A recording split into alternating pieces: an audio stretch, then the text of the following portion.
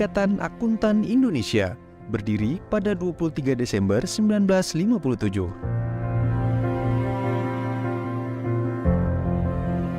Akuntan muda tanah air mengambil prakarsa pendirian IAI, dipimpin oleh Profesor Sumarjo Citro Sidoyo.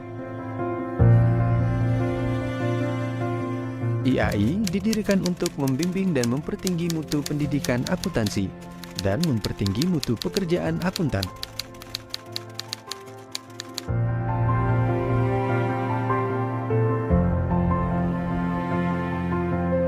Sejak itu, IAI berkembang menjadi organisasi profesi akuntan yang turut mewarnai sejarah perekonomian Indonesia.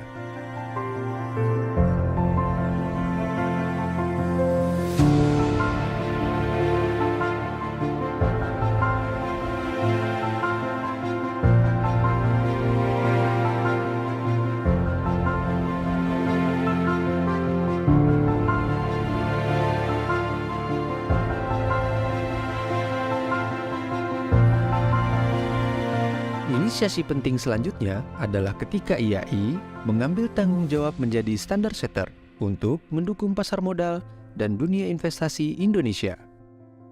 IAI menerbitkan prinsip akuntansi Indonesia (PAI) dan norma pemeriksaan akuntan (NPA). PAI nantinya berkembang menjadi standar akuntansi keuangan (SAK).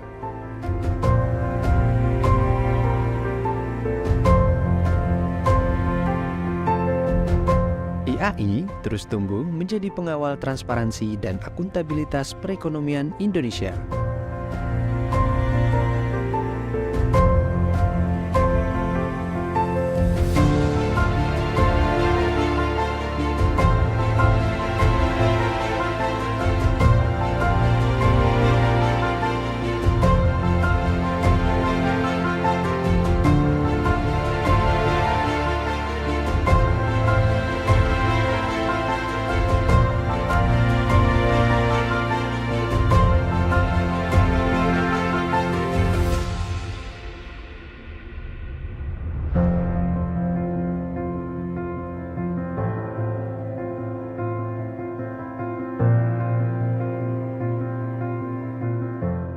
Dalam dinamika global, IAI menjadi pendiri dan anggota IFAC, pendiri dan anggota ASEAN Federation of Accountant (AFA), serta Associate Member Chartered Accountant Worldwide (CAW).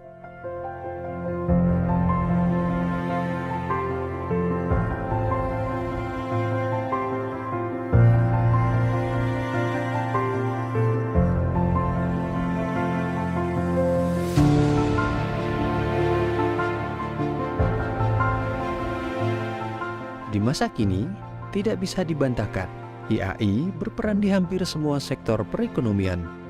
DPN periode 2022-2026 akan meneruskan estafet kepemimpinan profesi menuju IAI bersatu bersama menciptakan peluang meraih kesuksesan.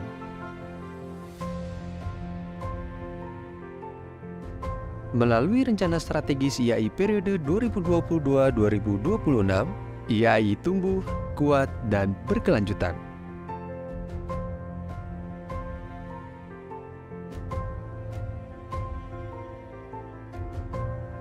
Rencana strategis IAI terdiri dari 4 pilar.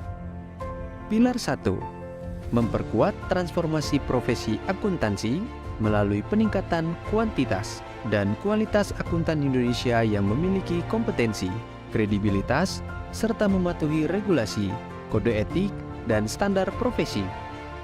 Pilar 2, meningkatkan kepercayaan publik kepada profesi akuntansi sebagai pemimpin dalam pengembangan ekosistem keuangan dan keberlanjutan. Pilar 3, memperkuat perlindungan hukum dan praktik keprofesian akuntan di berbagai sektor di era keberlanjutan. Pilar 4, meningkatkan tata kelola organisasi IAI dan memperluas kerjasama dengan pemangku kepentingan profesi akuntansi. IAI siap mengawal perekonomian Indonesia menuju Sustainable Development Goals. IAI tumbuh, kuat, dan berkelanjutan.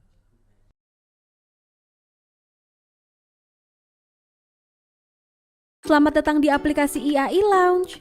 Melalui aplikasi ini, Anda dapat mendaftarkan diri Anda untuk mengikuti berbagai kegiatan training, membaca SAK online, dan juga memonitor kegiatan PPL yang pernah Anda ikuti. Download aplikasi IAI Lounge di App Store atau Google Play Store. Untuk anggota IAI, silakan login menggunakan email @akuntanindonesia. Sedangkan untuk non-anggota, login menggunakan alamat email yang telah Anda daftarkan sebelumnya. Pada halaman home, terdapat berbagai menu untuk dapat dinikmati. Cek section Lounge untuk melihat event IAI, SAK Online, CAW Network, dan Affiliated Campus. Untuk cek jadwal pelatihan dan event terkini, klik menu Event.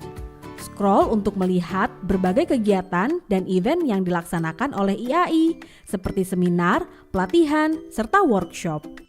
Apabila Anda telah melakukan proses pendaftaran dan telah menyelesaikan proses administrasi, silakan cek list event yang akan Anda ikuti pada menu My Event. Selanjutnya, Anda dapat membaca SAK secara online. Klik menu SAK Online untuk langsung terhubung dengan aplikasi SAK Online. Gratis untuk anggota IAI. Untuk non-anggota, silakan mendaftar untuk berlangganan. Pada menu Home, terdapat juga section keanggotaan untuk mencari informasi terkini tentang keanggotaan IAI dan ASEAN CPA. Nikmati kemudahan mengakses data akuntan profesional pemegang CA, ASEAN CPA, dan akuntan berpraktik. Selanjutnya, pada section KJA, terdapat menu Find KJA untuk mencari kantor jasa akuntan terdekat di sekitar Anda.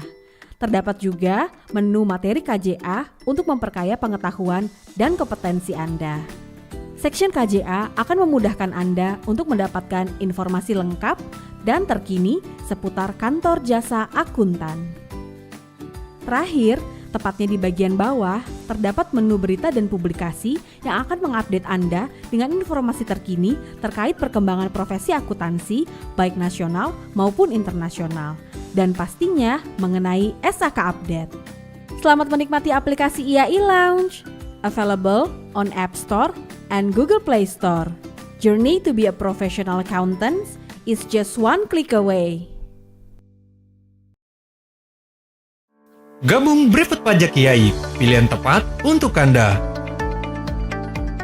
Pelatihan Brevet IAI, ahli pajak, bedah substansi, temukan solusi. Kenapa memilih IAI? Modul yang selalu update dan materi yang dilengkapi dengan pembahasan studi kasus komprehensif. Instruktur yang terjaga kompetensinya, berpengalaman dan tentu saja profesional. Apa aja yang didapat kalau belajar pajak? Sudah pasti, kita jadi tahu seluk-beluk perhitungan pajak. Menjadi kuasa hukum perpajakan mewakili perusahaan, meningkatkan karir dan menunjang profesi. Kalau ingin menjadi konsultan pajak, belajar brevet pajak juga bisa sebagai langkah persiapan USKP. So, banyak kan manfaat belajar brevet pajak? Sebagai benefit tambahan, IAI melaksanakan program kuliah umum perpajakan dengan menghadirkan narasumber dari praktisi dan profesional di bidang perpajakan. IAI juga melaksanakan gathering alumni brevet untuk senantiasa mengupdate informasi perpajakan. Kalian juga tidak perlu bingung, karena IAI menyiapkan berbagai pilihan waktu belajar, jadi dapat disesuaikan dengan kebutuhan.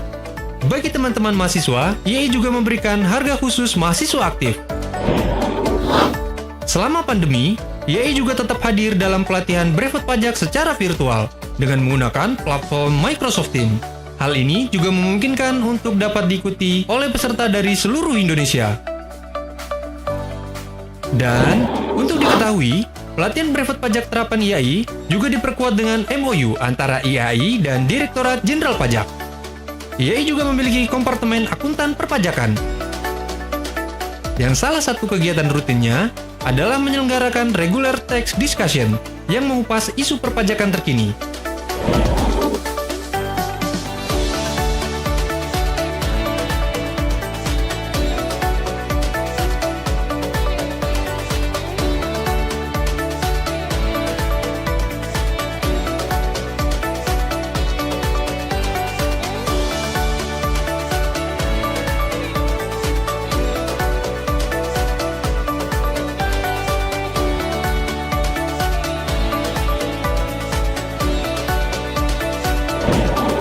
Pelatihan brevet IAI hadir di 6 knowledge center di Jabodetabek. IAI Knowledge Center Menteng, Moy, Serpong, Kedoya, Fatmawati, dan Sumarekon Bekasi. Selain itu, dengan standarisasi nasional, pelatihan brevet IAI juga hadir di beberapa IAI wilayah di Indonesia. Nah, jadi tunggu apa lagi? Ayo segera daftar pelatihan brevet pajak terapan IAI. Pelatihan brevet IAI, ahli pajak, bedah substansi, temukan solusi.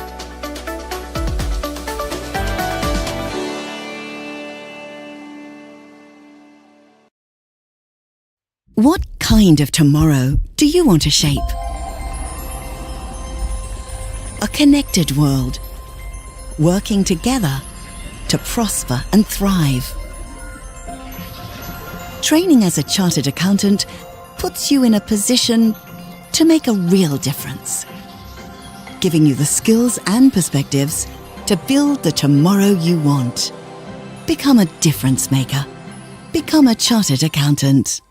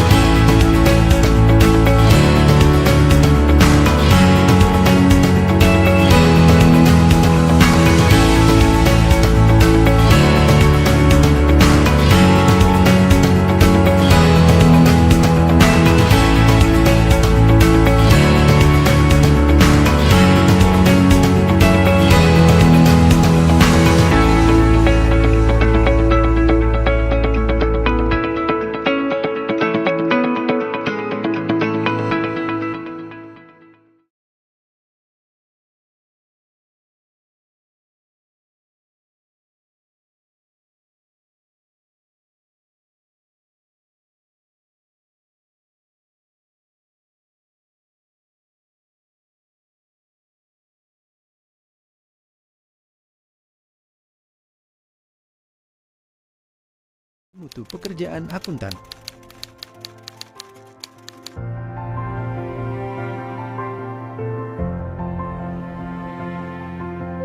Sejak itu, IAI berkembang menjadi organisasi profesi akuntan yang turut mewarnai sejarah perekonomian Indonesia.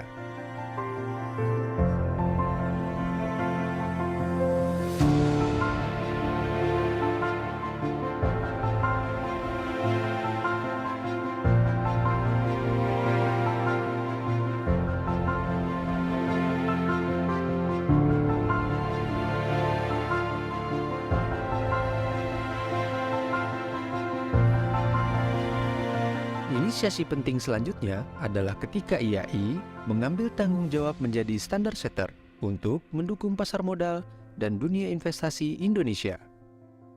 IAI menerbitkan prinsip akuntansi Indonesia (PAI) dan norma pemeriksaan akuntan NPA. PAI nantinya berkembang menjadi standar akuntansi keuangan (SAK).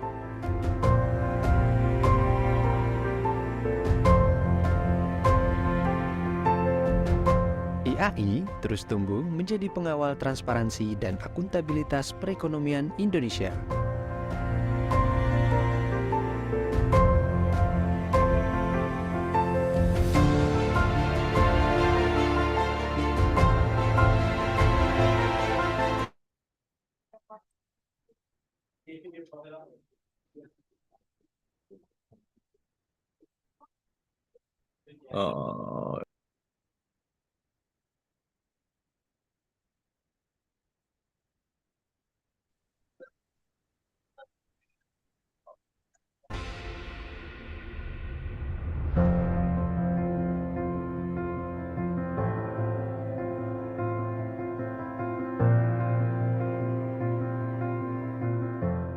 Dalam dinamika global, IAI menjadi pendiri dan anggota IFAC, pendiri dan anggota ASEAN Federation of Accountant (AFA), serta Associate Member Chartered Accountant Worldwide (CAW).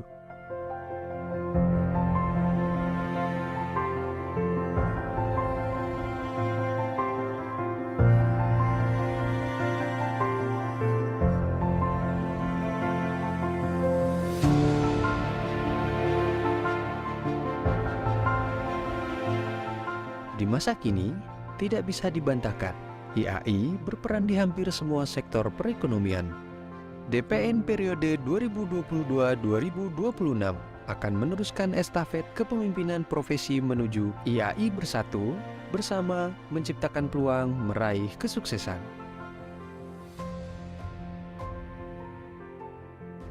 Melalui rencana strategis IAI periode 2022-2026, IAI tumbuh, kuat, dan berkelanjutan.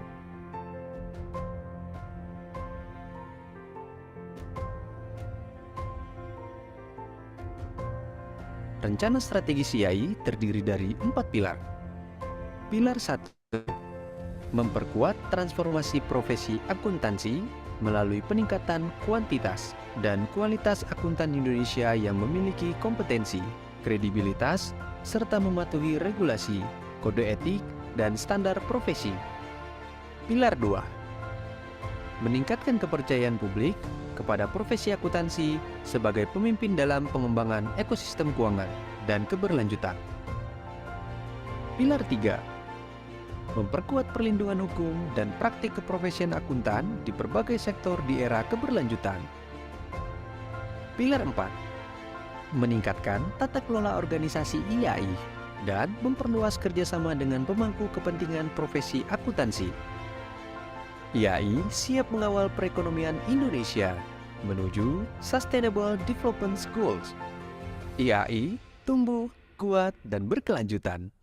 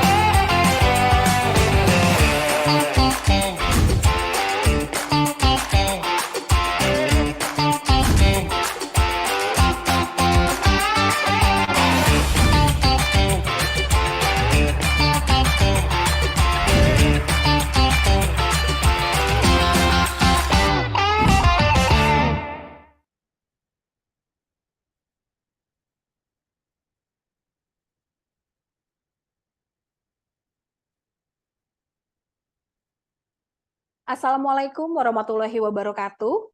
Good afternoon, ladies and gentlemen, and welcome to the Institute of Indonesia Chartered Accountant, IAI, and Accountancy Monitoring Committee Indonesia, AMCI webinar, jointly organized together with Institute of Management Accountant, IMA, and ASEAN Federation of Accountant, AFA.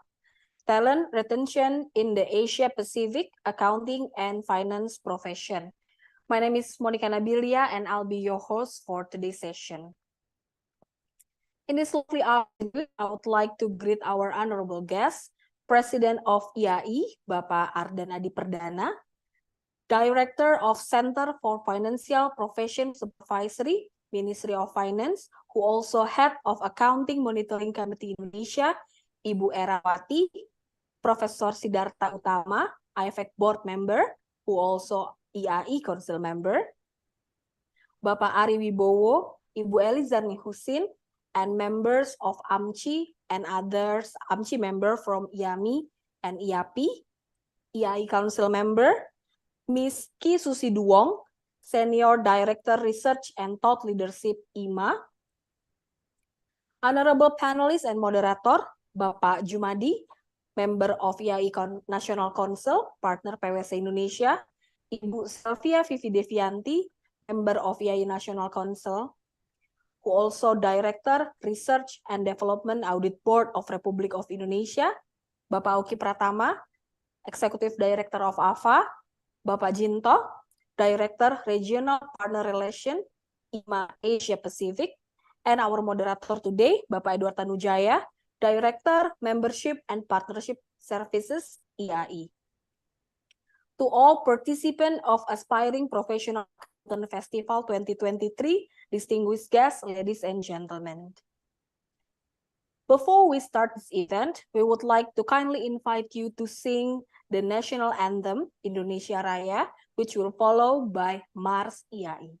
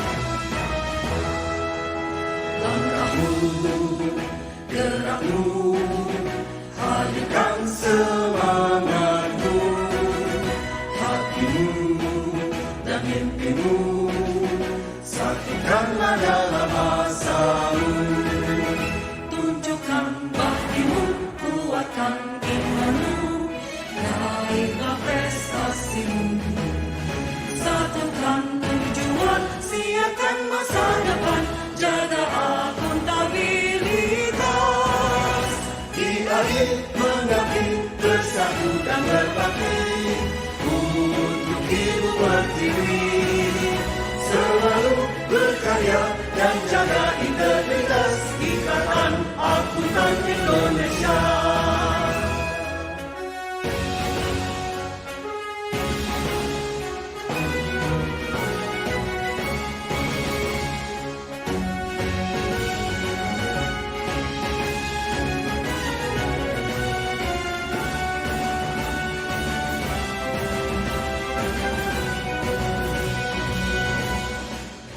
Langkahmu, gerakmu, hadirkan semangatmu, hatimu dan mimpimu, satukanlah dalam asamu. Tunjukkan baktimu, kuatkan imanmu, raihlah prestasimu. Satukan tujuan, siapkan masa depan, jaga akuntabilitas. IAI mengabdi, bersatu dan berbakti untuk Ibu Pertiwi. Selalu berkarya dan jaga integritas Ikatan Akuntan Indonesia. Ikatan Akuntan Indonesia.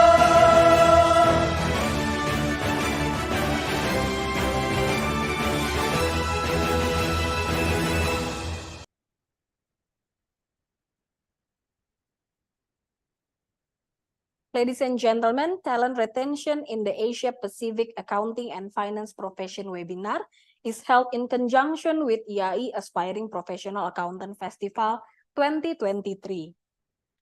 IAI is proud to host this year APAFest 2023 with the theme of redefining talent, skill, and competencies. APAFest is the largest and most prestigious annual festival for IAI student members and outstanding accounting students from all universities in Indonesia. It is a festival of creativity that brings together the best future professional accountant candidates with representatives of leading companies in Indonesia. APAFest also aims to create close connection among the profession, industry, and the best accounting students and graduates in Indonesia. APAFest 2023 has officially begun in July 2023 and will culminate in a collaboration with the annual international activities for young accountants, namely FinBiz 2030, organized by One Young World and Chartered Accountant Worldwide on November 10, 2023. The theme for our webinar is AI Unleash Navigating Future of Finance and Accounting. This will also coincide with the commemoration of International Accounting Day. The closing ceremony of APAFest 2023 will be hosted as a hybrid event from Main Hall of Indonesia Stock Exchange Building, Jakarta. Ladies and gentlemen, to open this webinar, let us hear the opening remarks from President of IAI, Bapak Ardan Adi Perdana. The screen is yours.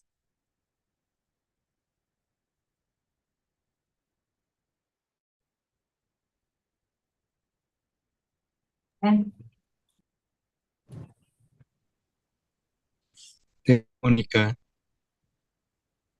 Honorable Ms. Erawati, Head of Finance Profession, Supervisory Center, Ministry of Finance, Head of Accounting Monitoring Committee Indonesia, Profesor Siddhartha Utama, IFAC Board Member, Profesor Lindawati Gani, Bapak Ari Wibowo, Ibu Alizarni, members of IAMC and other IAMC member from IAMI and IAPI, Ms. Kisu Siduong, Senior Director, Research and Thought Leadership, Institute of Management Accountant, IMA, Honorable Panelist and Moderator, Mr. Jumadi, Member of IAI National Council, Partner PwC Indonesia, Ms. Sylvia Vivi Devianti, Member of IAI National Council,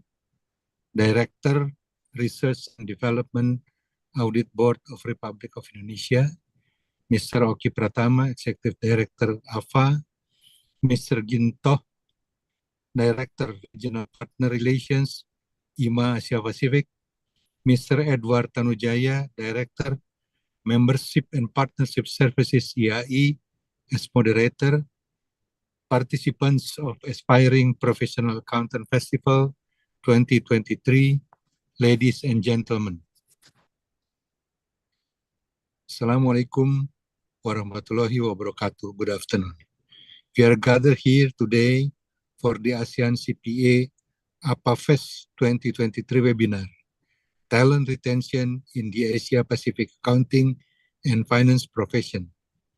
Let us always be grateful to God Almighty for His blessing. I am happy to inform you that in collaboration with the Accountancy Monitoring Committee Indonesia, AMCI, EAI is hosting today's webinar on the topic of utmost important talent retention in the Asia Pacific Accounting and Finance Profession. This webinar is part of our EIE Aspiring Professional Accountant Festival, APA Fest 2023. APA Fest 2023 theme, Redefining Talent, Skill and Competency, is an important platform that celebrates the future of our profession. It brings together the best and brightest accounting students from universities across Indonesia, uniting them with representatives from leading companies in our nation. This festival of creativity, innovation, and excellence is not only about showcasing talent, but also about fostering close connection between the profession, industry, and the exceptional accounting students and graduates of our country. Ladies and gentlemen, in today's ever-evolving business landscape, retaining top talent is imperative. Organizations worldwide understand that the key to sustainable growth, a competitive edge, and long-term success lies in ability to retain their best and brightest minds. This is especially relevant in a world marked by rapid technological advancement, shifting workforce demographics, and evolving employee expectation. To address this critical challenge, we have turned to the insights shared by Institute of National Accountant, IMA, in their recent joint publication with the ASEAN Federation of Accountant AFA, that is Talent Retention in the Asia Pacific Accounting and Finance Profession 2023. The IMA research highlights the pressing need for organizations to continuously reevaluate their talent retention strategies in response to these emerging challenges. The accounting profession worldwide is currently dealing with a number of issues due to the digital economy rapid changes. Many data indicate a fall in student interest in the profession on a global scale, startle us. According to information cited by the Wall Street Journal from the American Institute of Certified Public Accountants annual report, about 47,000 students in the United States compared to the 2021 grades.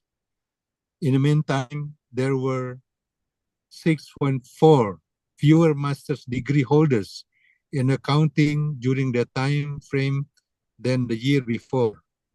IMA publication also discovered a talent gap in Indonesia's accounting industry and a drop in enrollment in accounting programs at Singaporean universities. These statistics demonstrate that the lack of interest in becoming a professional accountant is a clear difficulty that the industry is now facing. On the other side, there are actually a lot of prospects in the economy of professional accountant. This is conundrum for which a true answer needs to be considered. In this instance, EIE organized the CA Competency Equalization Program may be a crucial step in solving the issue. Of course, to be able to build a professional, I repeat, of course, to be able to build a successful ecosystem for accounting and financial professional, this needs to be supplemented by a variety of additional programs from stakeholders, including regulators and industry.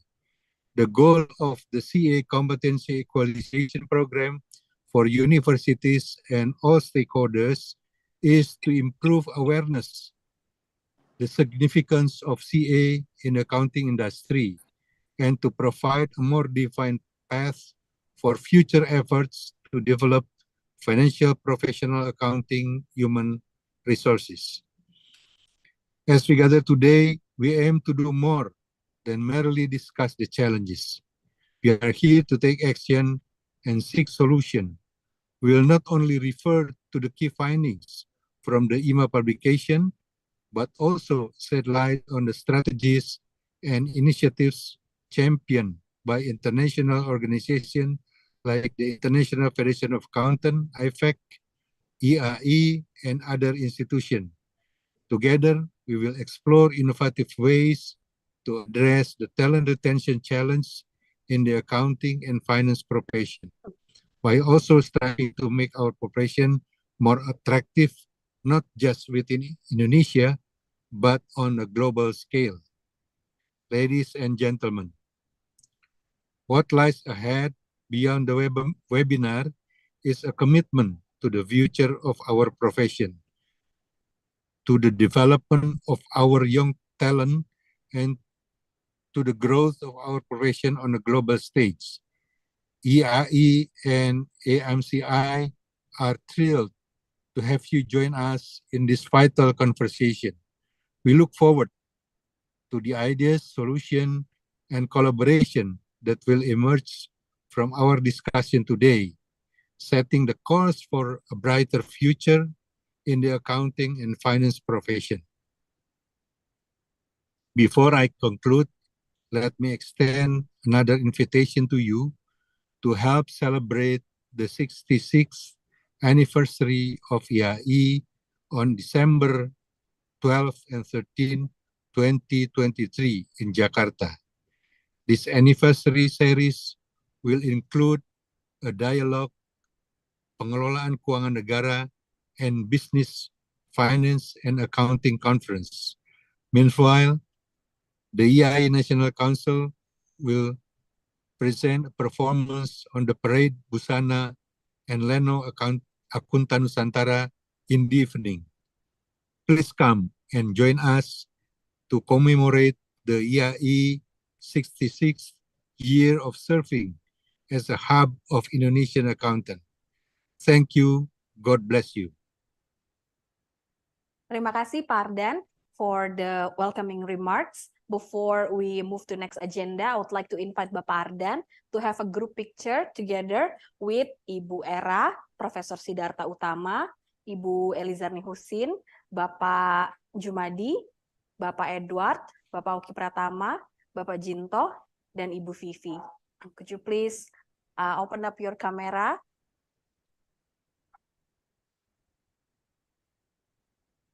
Bapak Sidarta Utama. Okay. On my three, ladies and gentlemen. 1, 2, 3. Another one. 1, 2, and 3.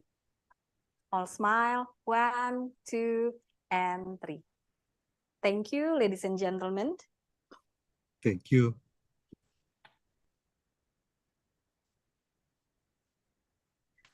Next, I would like to invite the Director of Center for Financial Profession Supervisory, Ministry of Finance, who also Head of Accounting Monitoring Committee Indonesia, AMCI, Ibu Erawati, to deliver the remarks. Ibu Erawati, the screen is yours. Yeah. Thank you, Mbak Moni. Bismillahirrahmanirrahim. Assalamualaikum warahmatullahi wabarakatuh.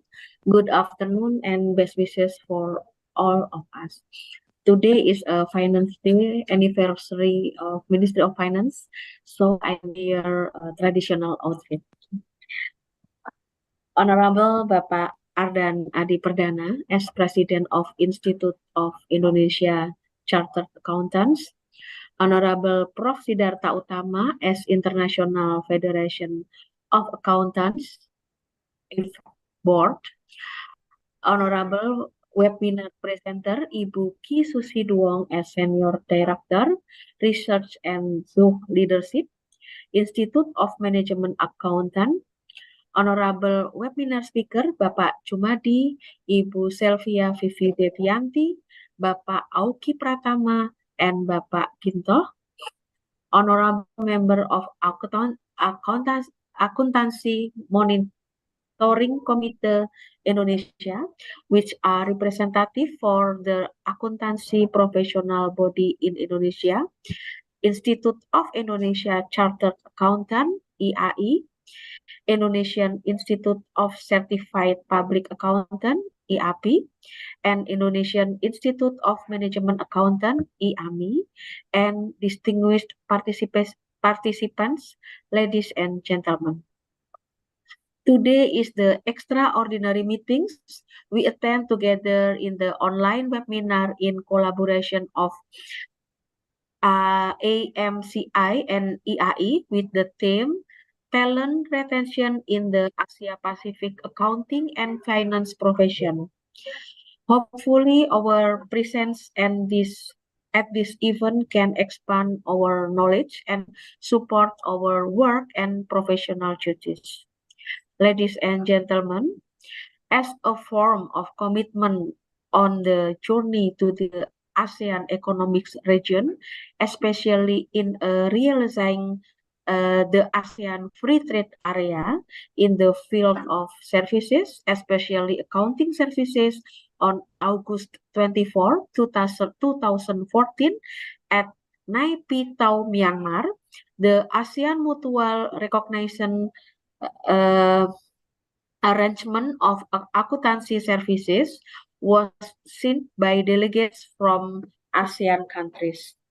One form of agreement from the MRA is the equalization of competence and expertise of professional accountants who have met the requirements of all ASEAN member countries.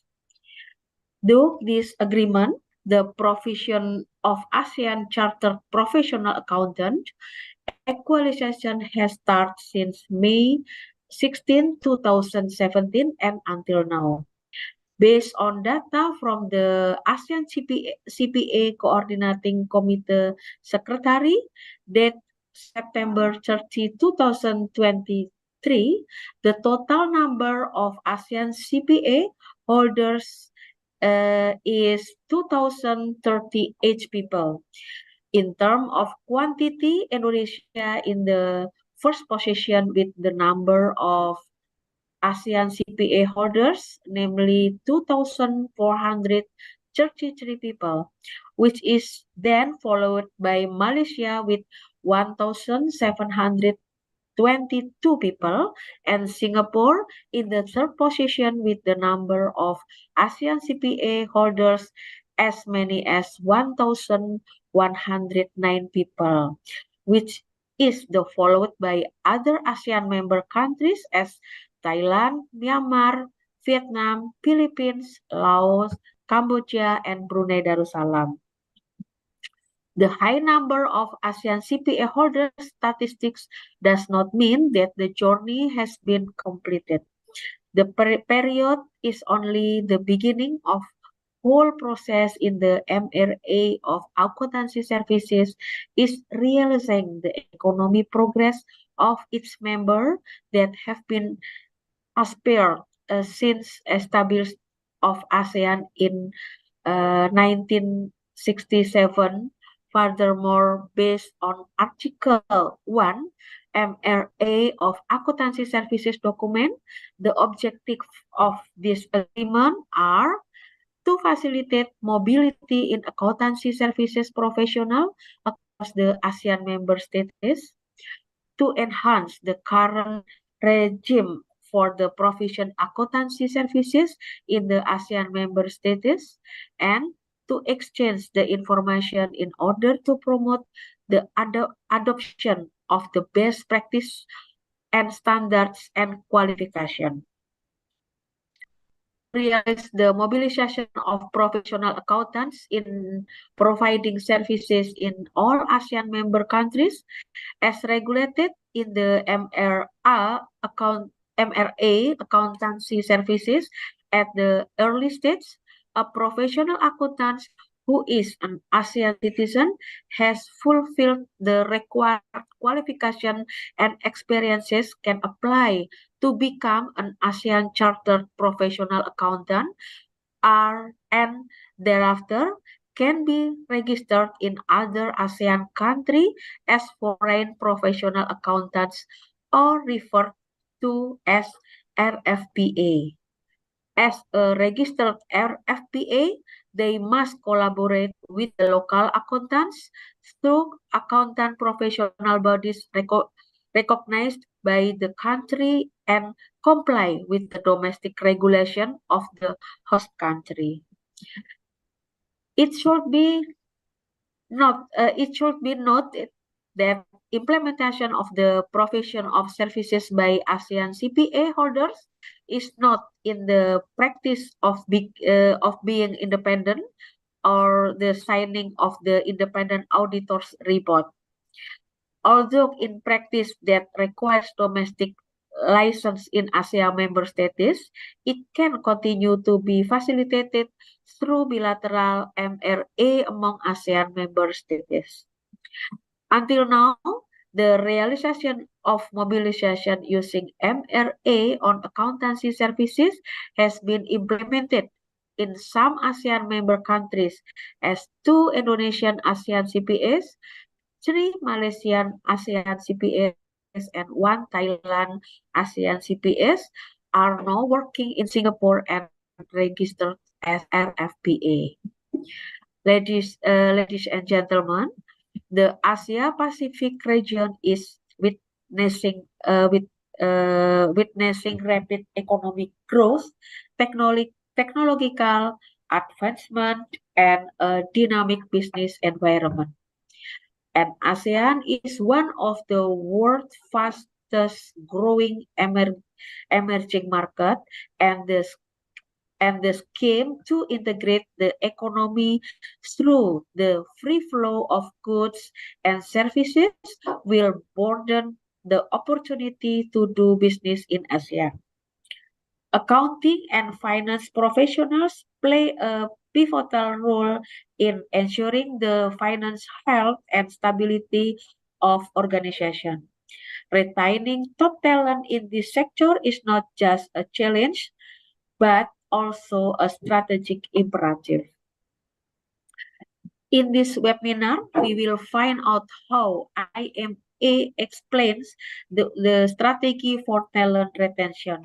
For Indonesia, it is imperative to align its talent retention strategies with these border trends, considering the specific dynamics of its economy workforce. Organizations must invest in talent development, create a supportive work environment, recognize and reward talent, and provide mentorship and leadership opportunities.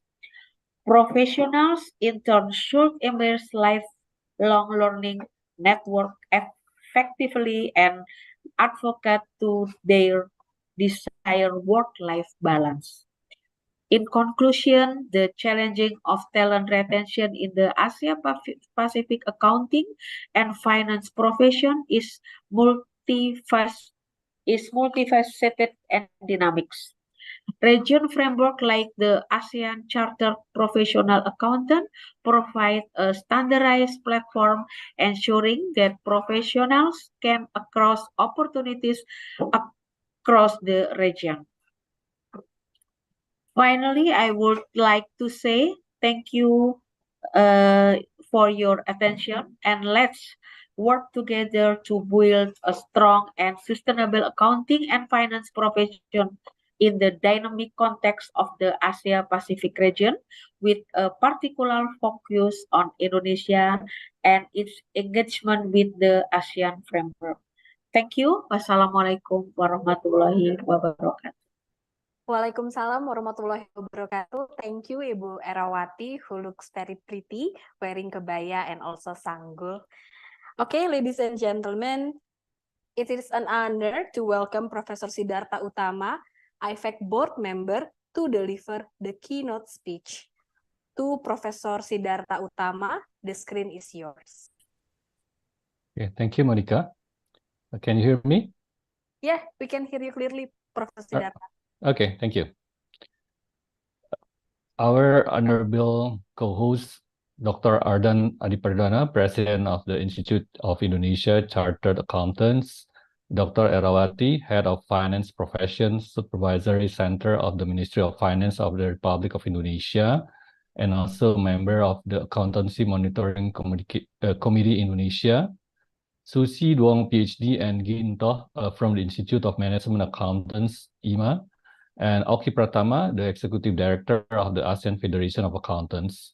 Our panelists and moderator, our guest invitees and participants who are joining virtually from around the region, our aspiring and future accountants, ladies and gentlemen, good afternoon from Jakarta, Indonesia. On behalf of the International Federation of Accountants, or IFAC, it is my pleasure to represent IFAC and to share our views on the very important relevant topic of talent under the umbrella of the attractiveness of the accountancy profession. The accountancy profession has long been considered by generations of professionals as a stable and career-rewarding profession. However, in the last decade, we have seen how trends and innovations such as emergence of technology have changed the mindset of current, aspiring, and future accountants.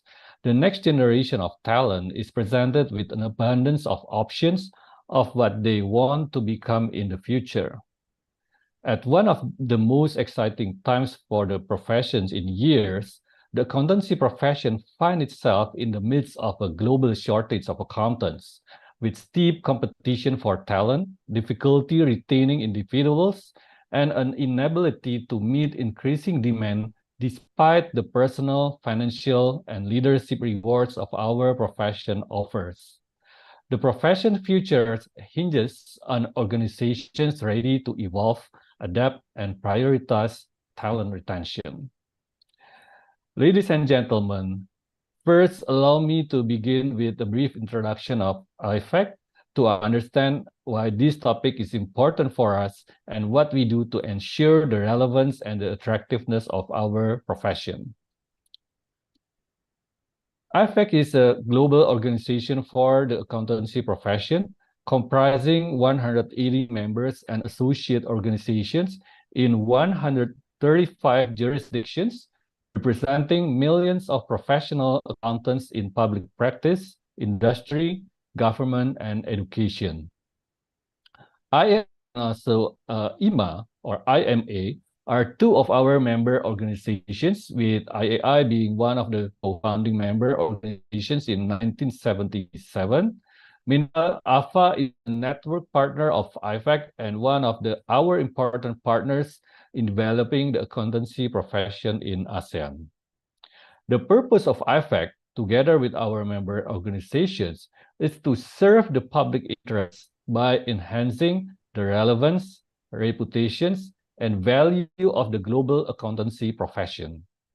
We uphold our vision of becoming essential to strong, sustainable organizations, financial markets, and economic drives by contributing to the development of sustainable private and public sector organizations and supporting strong international financial markets and economies. We do this by focusing our three comparative advantages as follow. The first one is global convener, where we convene our key stakeholders on a global level, identifying and also discussing pressing issues, opportunities, and challenges relevant to the public interest and also to the profession. Second, Global Knowledge Gateway, where we provide a truly global forum to share ongoing thought leadership and guidance relevant to the global accountancy profession. And three, Global Voice, where we represent and also advocate in public interest on behalf of the global accountancy profession. Distinguished ladies and gentlemen, now I'm going to explain about IFAC strategy on attractiveness of the profession, retention of talent, and also the future of work. As a global organization, IFAC continually assess the global landscape and macro trends impacting our profession. Our goal is both to anticipate and react to change in a way that keeps the profession well positioned for the future. Today, perhaps the most critical issue facing the profession is the ability to attract and also retain the best and brightest talent. We continue to convene the profession around this issue, and there is significant work being undertaken to reconsider how we can bring new entrants to our field and enhance retention. The joint publication between IMA and also AFA on talent retention in Asia Pacific accounting and finance profession is an excellent example of how we can continue raising awareness and building platforms for discussions on talent. I commend IMA and also AFA and all their partners who have contributed to the publication of this study and look forward to our presentation and discussion today. IFAC understands the importance of leveraging our network's resource this topic. Our first strategy is that we establish the attractiveness of the profession hub in the website of IFAC as a resource center to guide PAOs firms, and also young professionals in trends related to the accountancy talent pipeline.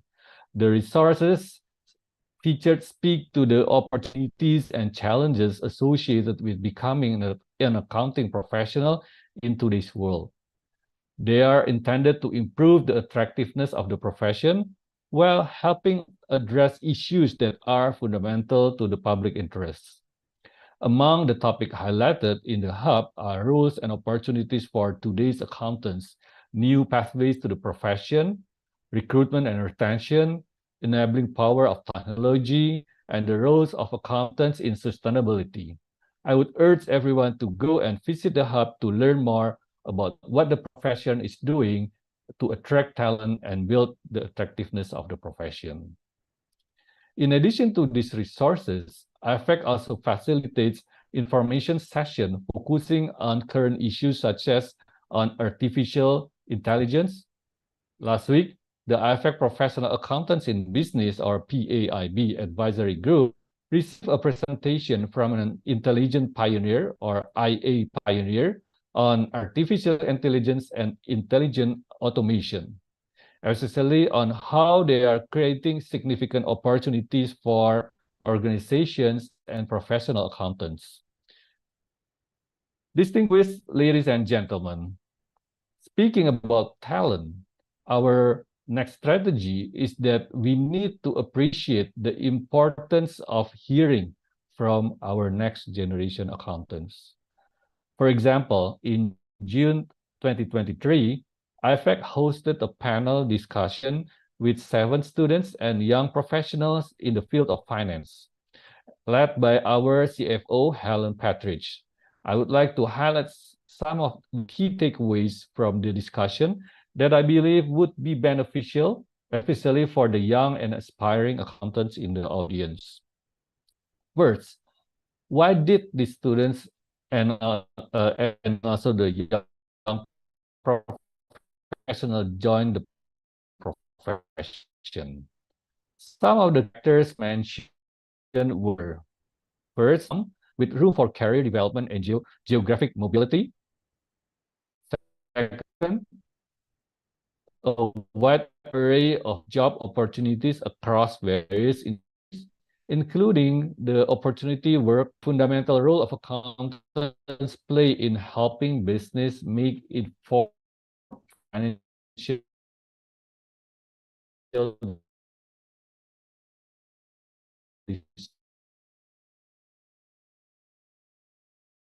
decisions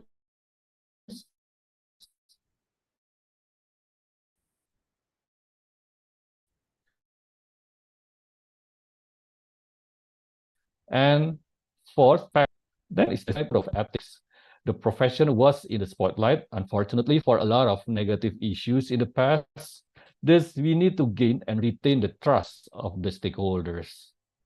Third panel also investigated how technology is changing the way we work and why this is important, especially for the future savvy next generation of talent. Our young generation sees emerging technology as an important tool for the profession, and it is important for the profession to embrace technology to remain relevant. Distinguished ladies and gentlemen, the other side of our discussion on talent focus on how we need to ensure that our skills and competencies are continuously updated to remain relevant. And this is a very crucial strategy for us. Our panel discussion with the young accountants also highlighted the skills essential to the modern professional accountants.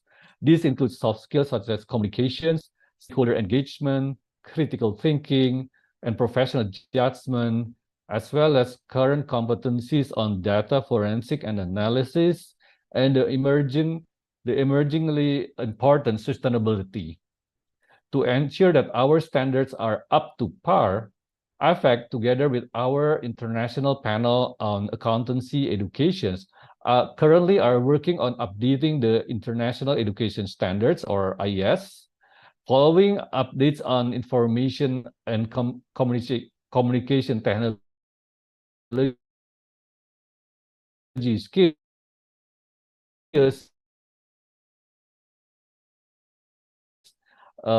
few years back, and in the near future, it improve competency of professional accountancy, especially in the area of sustainability. With the growing demand from stakeholders and the latest development in sustainability disclosure and assurance, the future talent in accounting is expected to possess the necessary skills and competencies to understand, process, and report sustainability-related information. It is important for the profession to respond to this demand, to ensure that we remain relevant. For the profession to be attractive to the best upcoming talent, we need to show that we have an important role to play in safeguarding the future of our planet and of course, the well-being of all of us. The next step, ladies and gentlemen, is that IFAC will continue to encourage discussion on the future and attractiveness of our profession. We believe it is important for IFAC and our network, including the PAOs, the network partners, to continue facilitate conversation and share learnings, and to encourage support local action to drive the changes needed to ensure a vibrant future of the profession. So what can we do? First, we need to highlight why the accountancy profession will remain relevant. This may include emphasizing on our commitment to the public interest, to fairness, transparency, and the truth. As professional accountants, our code of ethics is not only core to our work, but also it's enforceable by our profession. Our continuous relevance, the next point is our continuous relevance, deeply understanding the financial implications, rules, and processes involved in managing and leading organizational decision-making. There will always be a need for our knowledge, services, and leadership, whether in public practice, corporate, public sector, or governance roles. The next point is the endless possibility with our profession. The roles of professional accountants are growing. Our skill set are increasing demand as leaders in fields like sustainability reporting, anti-money laundering, data analysis, cybersecurity, and of course, definitely the government. Next point is our inclusive and engaging nature. Professional accountancy accepts and values diverse backgrounds and life experiences. And the next point, the last point, is our acceptance of technology. As in any other profession, accountancy continues to embrace new technology to make work more efficient, faster, and also accurate. So, to draw and retain the greatest pool of talent, we need to ensure that we are as accessible and attractive as possible and strive for equality of access so that the profession is representative of the societies in which it operates. Among the things that we can consider are to reach potential accountants earlier. We need to capture the imagination of students in high school or even earlier than high school. We also need to create alternative pathways to the profession. We need to ensure that the best talent can enter the professions through alternative pathways. Doesn't have to be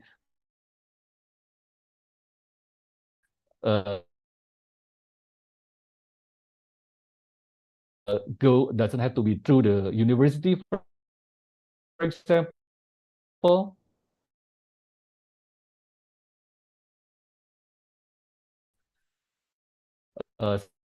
Some alternative pathways such as the account part or to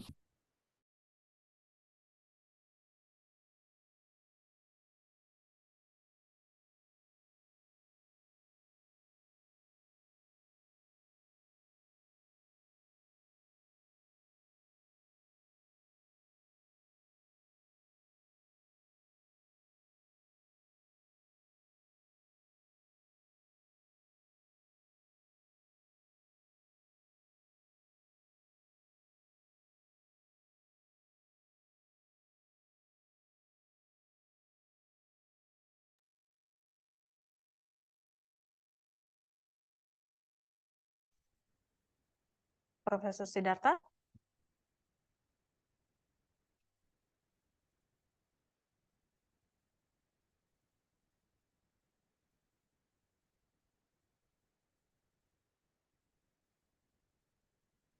Profesor Siddhartha.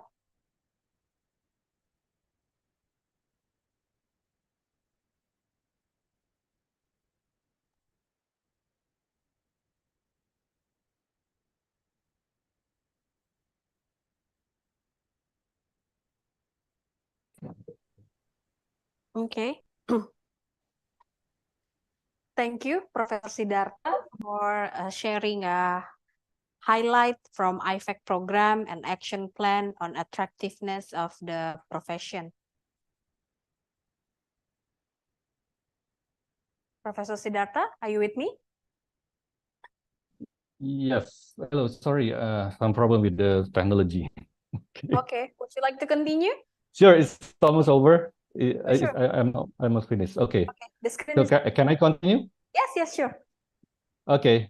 Let me see. So where am I? Okay. So I think I'm in the last point regarding the evolving public practice business model. So I just want to repeat what I was just saying earlier. So changing generational perspective, expectation of works are highlighting the importance of a sincere commitment to work-life balance, competitive compensations which affect our attractiveness and retention, opportunities for travel and training, global mobility, timely career and advancement, and mentoring, creative use of technology, and innovative hybrid works environments. So in closing, I would like to conclude by congratulating and thanking once again our host today, IAI and IMCI or IMC, together with IMA and also AFA. IFAC appreciates the opportunity to share our views on this very important topic of talent, especially in the context of the future of our profession. I look forward to learning more about IMA and also AFA report and encourage you to do the same and share the report with your stakeholders to encourage further discussion. Thank you very much.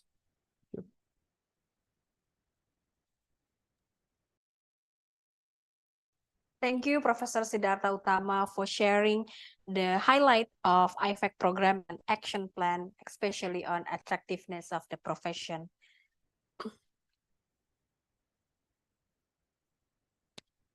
Next, we will move on to our main agenda.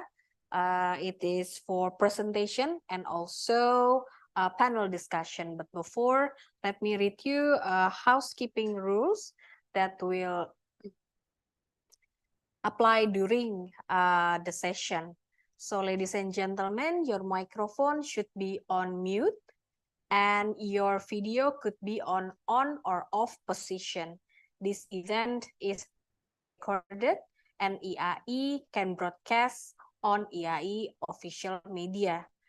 Use the chat function to ask questions and discuss.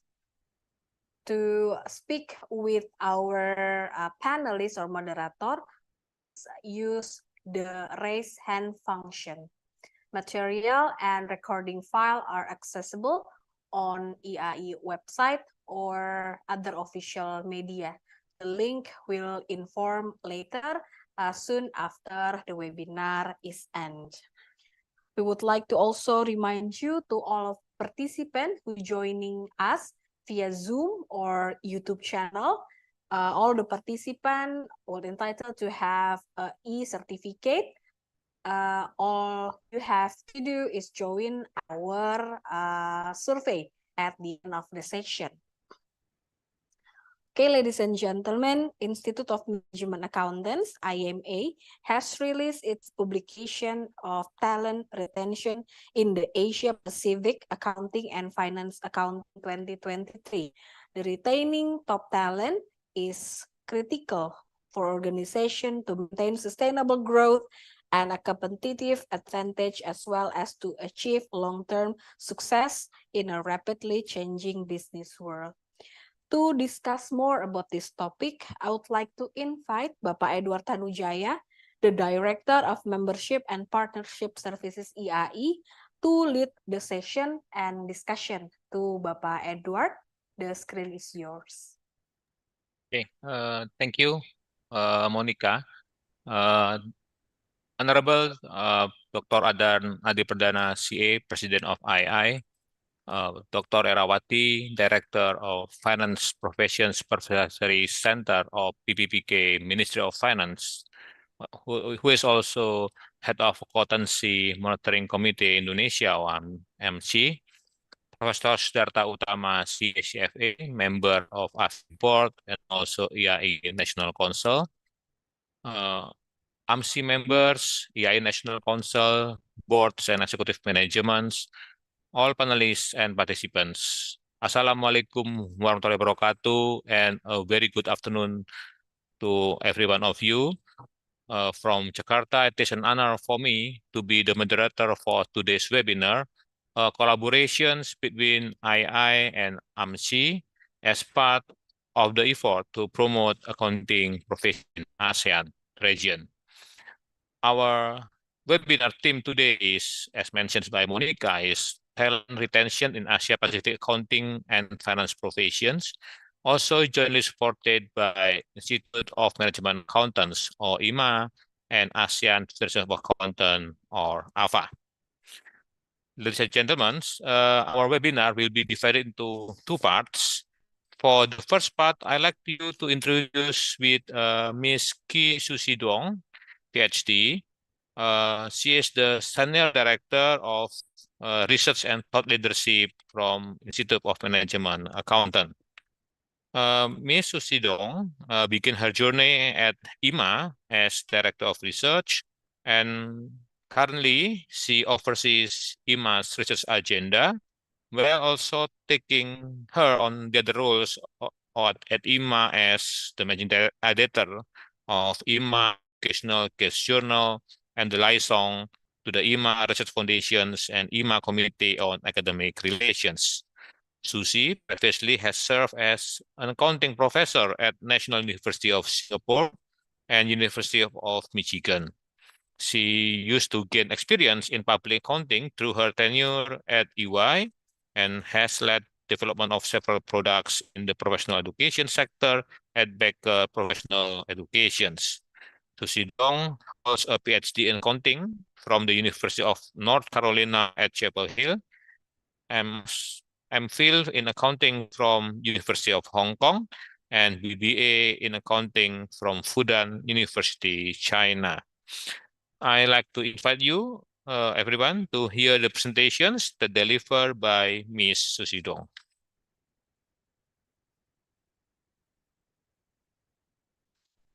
Hello, everyone. Thank you so much for this wonderful opportunity to present to you this research study on talent retention in the Asia-Pacific accounting and finance profession. My name is Susie Young. I'm the Senior Director of Research and Thought Leadership at IMA. In my role, I also serve as the Managing Editor of IMA's Educational Case Journal, as well as the Staff Liaison to IMA's Research Foundation and IMA's Committee on Academic Relations. So before we dive into the details of this research study, I do want to take this opportunity to express my sincere gratitude to the members and leaders of IAI for your support of this research study. Your contribution and your support has been instrumental to bring this study to fruition. I really appreciate that. So on the screen, you can see that this is our agenda for today. I'll start with an overview of the study and sharing with you why we're doing what we're doing. And then we'll dive into the main findings regarding who is leaving, why are they leaving. And then we will look at some strategies and actionable solutions that the employers can take in addressing this talent retention challenge. So why this study? We know that retaining top talent is crucial for the success of organizations. I believe that I don't really need to spend too much time explaining to you why it is the case, because it relates to, for example, cost reduction, the improvement of productivity, and so on. However, in the Asia-Pacific region, we face significant talent-related challenges, such as in Singapore, we know that there's a declining enrollment in university accounting programs in the past 5 years based on statistics. We witnessed about 10% of decline in enrollment into the university accounting programs. And similarly, in Indonesia, there's a talent shortage in the accounting profession. According to the statistics of IAI, there are currently about 21,000 professional accountants. However, the projected demand of professional accountants in the profession is actually close to 200,000.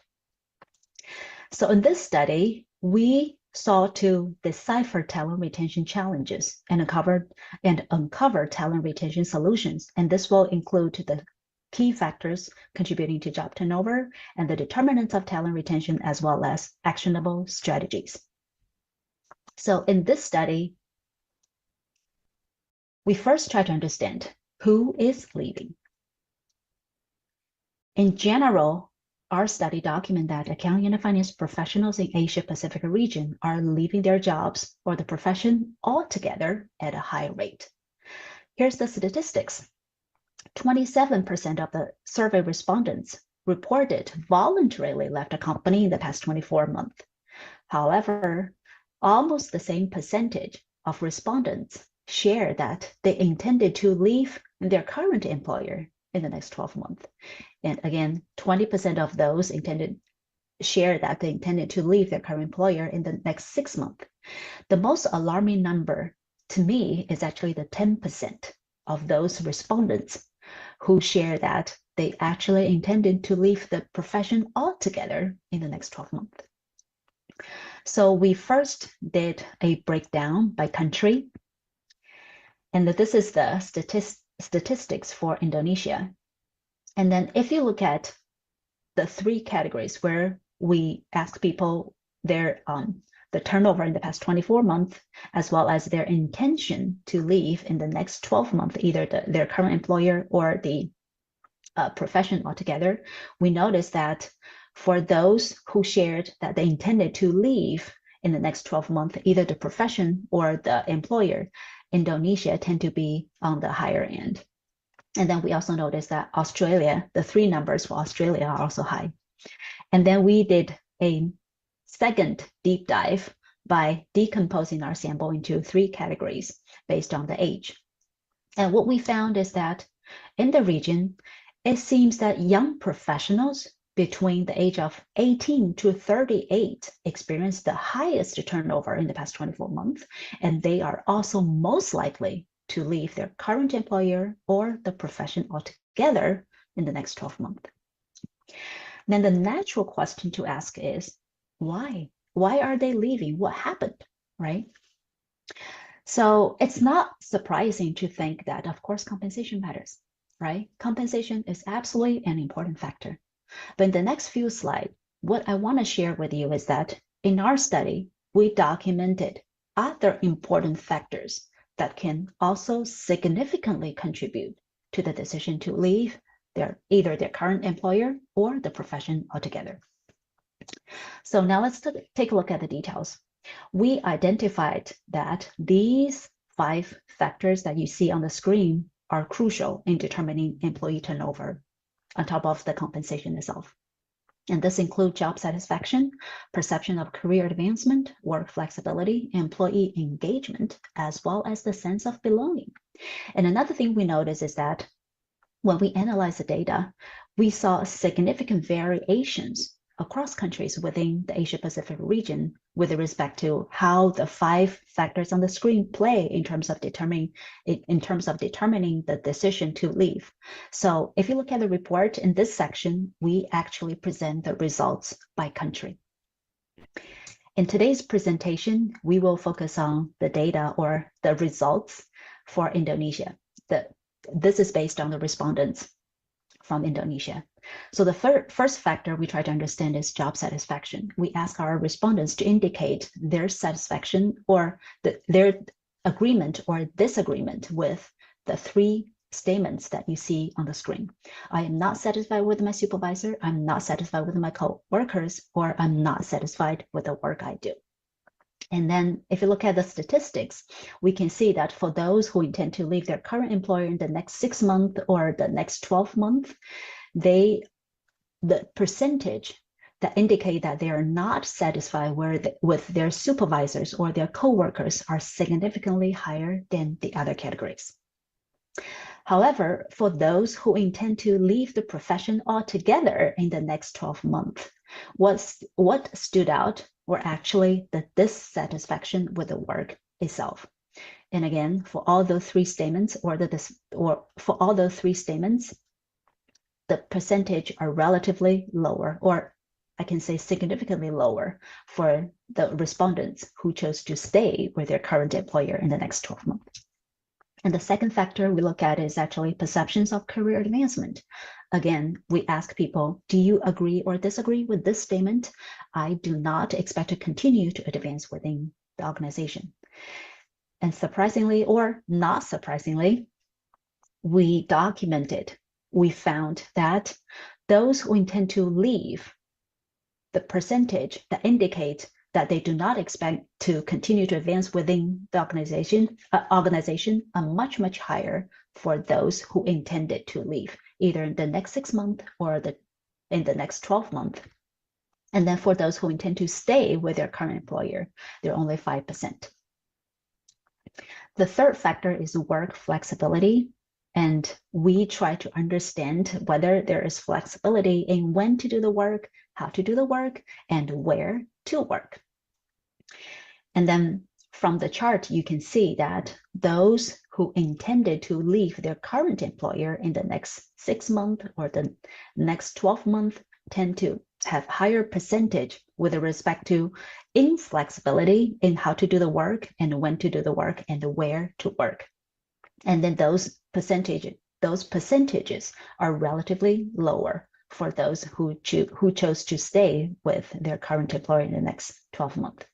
And also for those who intended to leave the profession in the next 12 months, 10% of them indicate there's no flexibility in where to work. The next one is employee engagement. And we try to understand the extent to which the survey respondents feel whether they're engaged with work or the workplace. And interestingly, from the chart, you can see that the difference were actually not that significant between those who intended to leave their current employer and those who intend to stay with their current employer. But one thing stood out was actually for those who intended to leave the profession in the next 12 months, because 40% of them indicate that they don't feel engaged with their work and the workplace. So in other words, you can interpret this as employee engagement is one of the main contributors for those professionals to decide to leave the profession. And then we did a deep dive to understand the reasons behind. And then these 4 reasons that you see on the screen turned out to be the most important reasons for them to leave. And that includes, I don't have enough opportunities to grow and develop, and I don't feel that my leaders care about me, and I was overloaded for too long, and also my contributions are not adequately valued in my organization. And then the last one, the last but not least, is a sense of belonging. We ask our respondents to indicate their disagreement or agreement with 2 statements. I do not feel valued, respected, or supported within the organization I work for. I do not have a sense of belonging, strong sense of belonging within the organization I work for. And again, this is our results. For those who intended to leave in the current employer in the next 6 months, 20% of them did not have a strong sense of belonging within the organization. And for those who intended to leave the current employer in the next 12 months, as well as for those intended to leave in the next 6 months, 12%, 13% of them do not feel valued, respected, or supported within their organization. Again, the percentage for those 2 categories, for those 2 statements, are significantly lower for those who chose to stay with their current employer. So the next natural question to ask is what we can do about it, right? So we actually asked this question to our survey respondents as well. And it was presented as an open text question for them. And based on their responses, 5 themes emerged. And these are the themes that we categorized into 5 different strategies.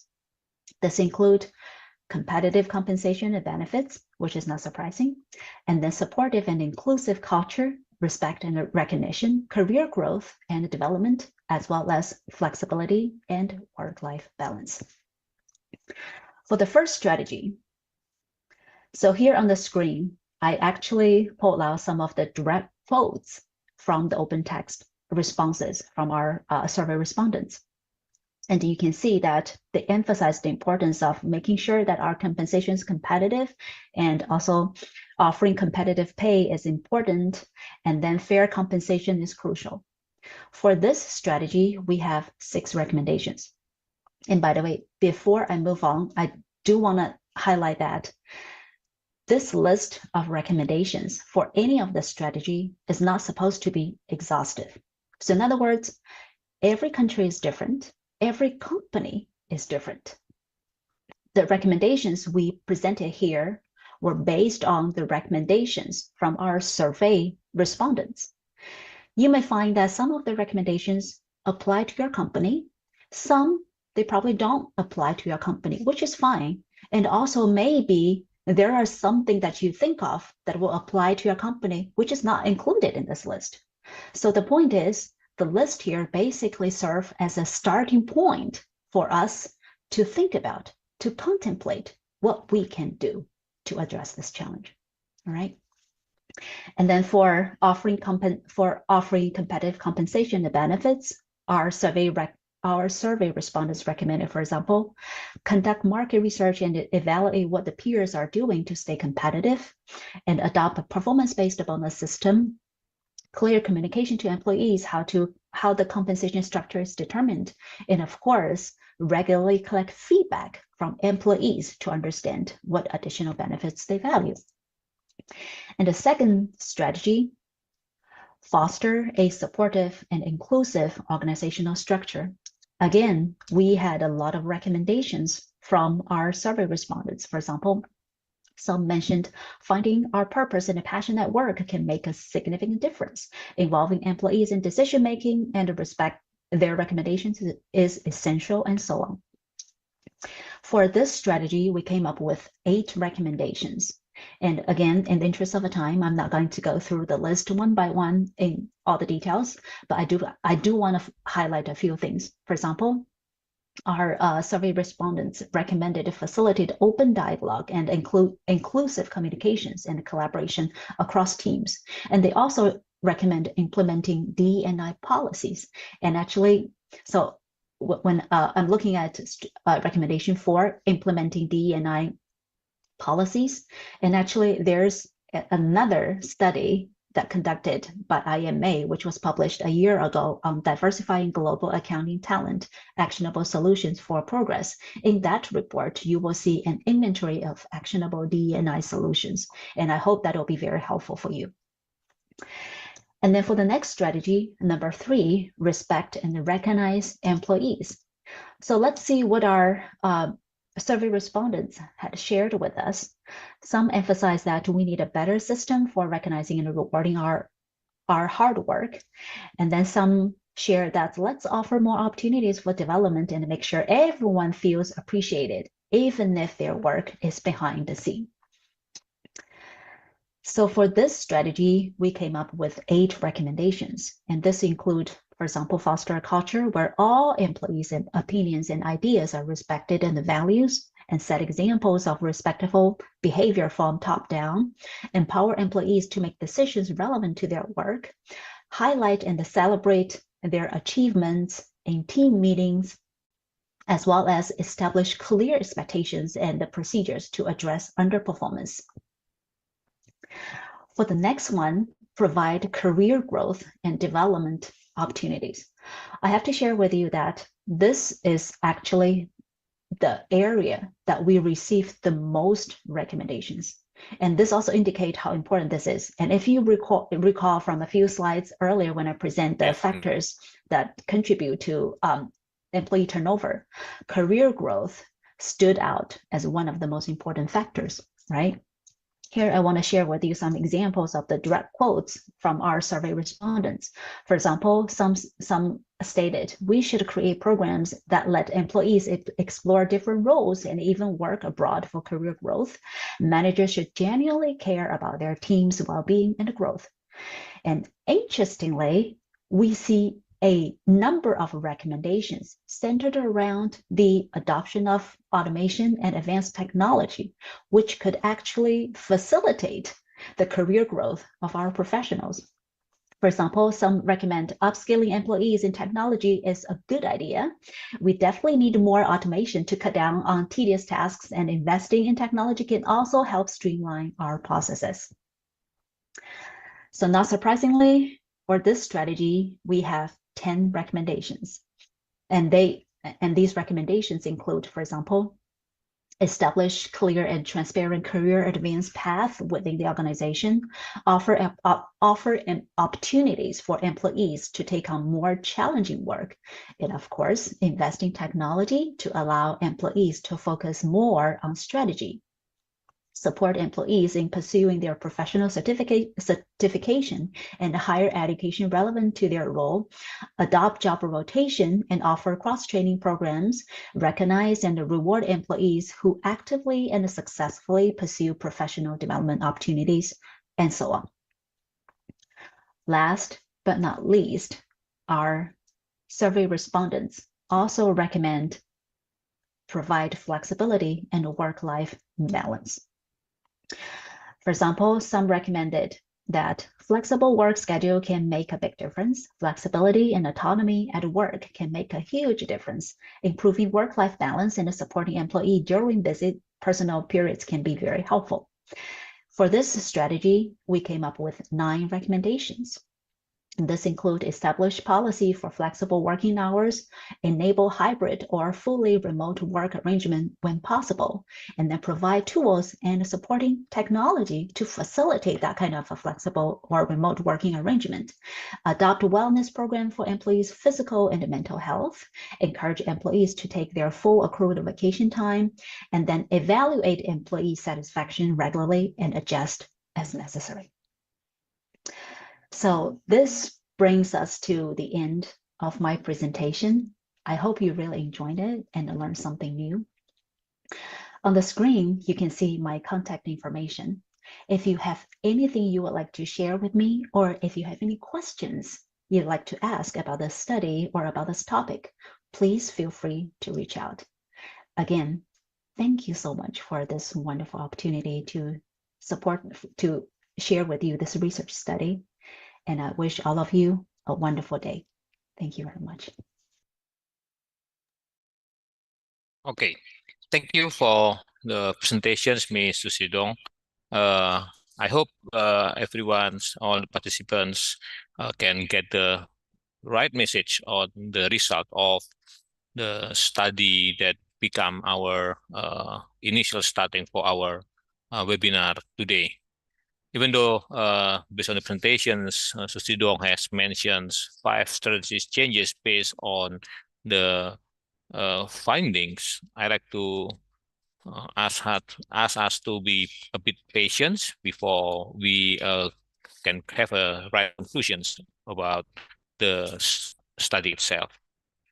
Ladies and gentlemen, the Accountancy Monitoring Committee Indonesia, or AMCI, was established to facilitate implementations of ASEAN MRA on accountancy services in Indonesia through coordination with the relevant stakeholders, including PAO or personal accounting organizations. II, as the recognized PAO Indonesia, collaboration with AMCI here, organizing today webinar with the topics, once again, talent retentions in the Asia Pacific accounting and finance professions. This webinar is referring to the relevant key findings from IMA publications in collaboration with AFA, and it is also try to highlight the key strategies and initiatives by IFAC as delivered by Professor Siddhartha Utama, II, and other organizations to address the talent retention challenge in accounting and finance professions, as well as to gain attractiveness of the profession in Indonesia and globally.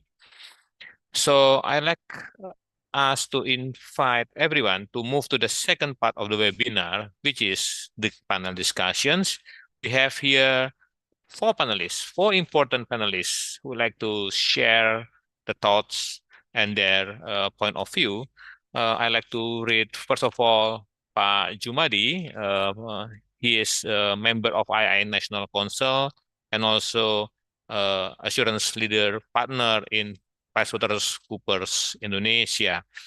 Pak Jumadi has more than 27 years experience in assurance service, and he graduated from Gajah Mada University in 1995 and then worked in assurance right away. Our second panelist will be Ibu Selvia Vivi Devianti. Bu Vivi is also member of II National Council and Director of Research and Development of the Board of Republic of Indonesia, or BPK RI. Bu Vivi has more the experience as an auditor, more than 30 years, and she graduated from STAN in 1992, Bachelor of Accounting at Universitas Indonesia, Master in Information System at Southampton University, and Doctor in Educational Technology from Jakarta State University. Our third panelist will be Pak Auki Pratama, the Executive Director of ASEAN Federation of Accountants, or AFA. Prior to joining AFA, Pak Auki was Technical Director of II, the Institute of Indonesia Chartered Accountant. And our last speakers will be Pak Jinto. Pak Jinto is Director of Regional Partner Relations, IMA Asia Pacific, and he has more than 18-year career, prior to joining IMA in fast-moving consumer goods, and also once worked with the Singapore government. Once again, thank you, Bapak and Ibu Selvivi, to join our panelists today.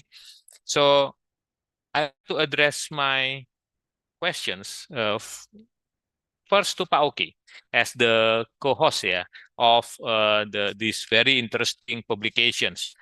Pak Oki, is there any reasons that you'd like to mention why AFA joined and partnering with IMA to conduct this study? Is there any particular issues or urgencies that you see in common as the issues in the region?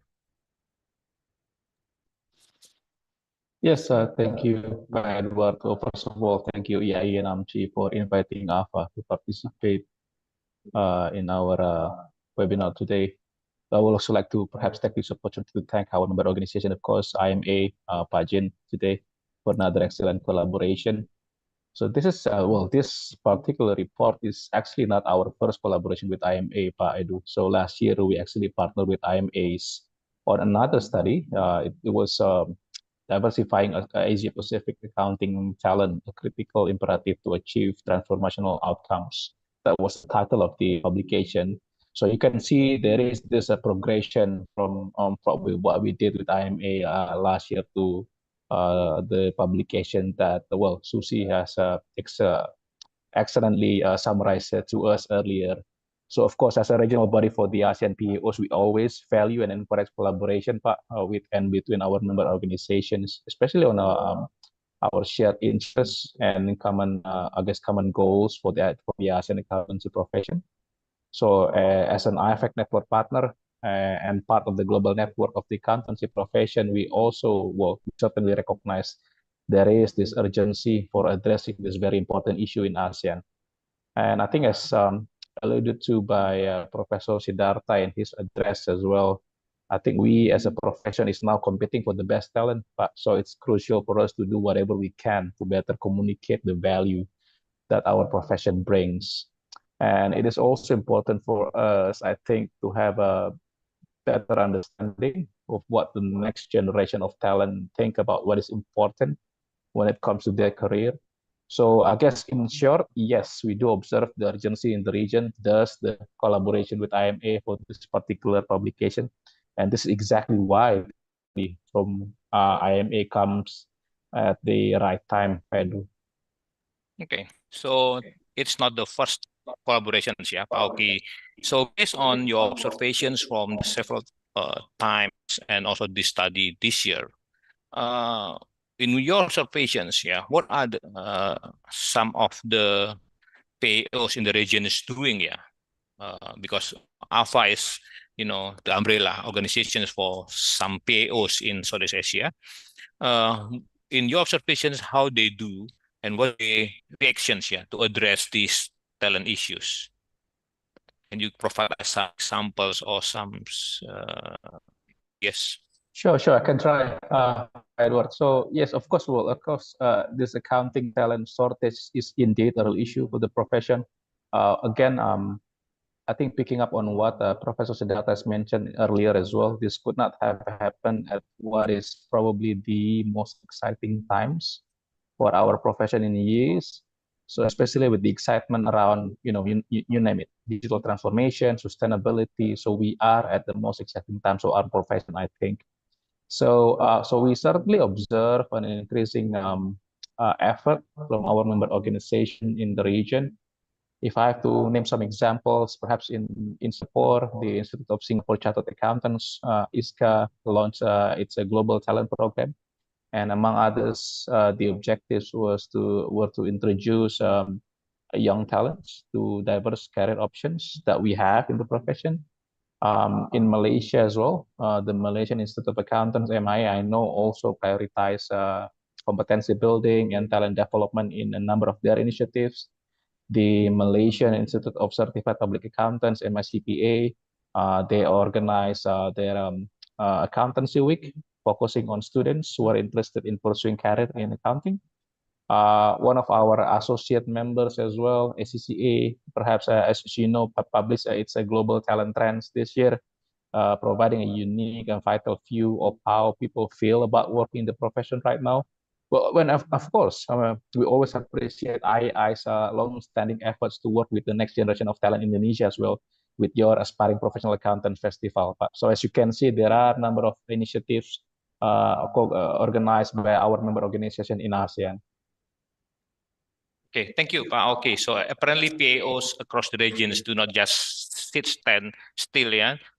They also have some reactions toward these talent issues, actually, even though the studies probably also still shows that many things need to be improved. So that's lead me to the second panelist, Pak Jumadi. Thank you, Pak, for joining us. And as a practitioners, in large public accounting firms, I'd like you to share whether you have the same observations that the profession is indeed have a challenge in talent retention, and we have to live it and deal with the issues. Any comment, Pak? Yeah, thank you, Pak Edward. Thank you for having me here. Good afternoon, ladies and gentlemen.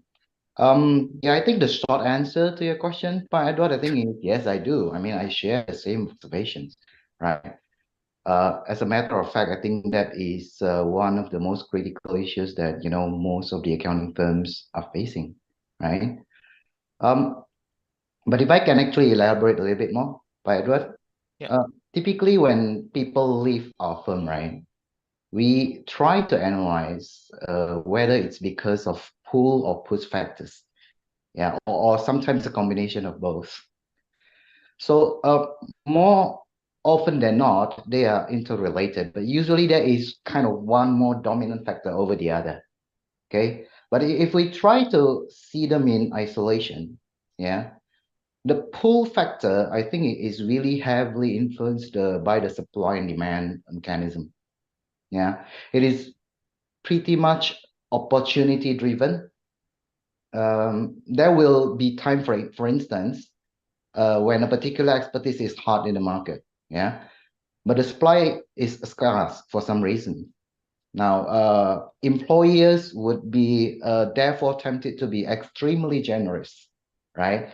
Offering something to them, which they cannot resist, I would say, yeah. So in those cases, then, there could be quite a lot of movements in the workforce. Yeah. This will then, this actually happened in reality 2 years ago. Yeah, ladies and gentlemen.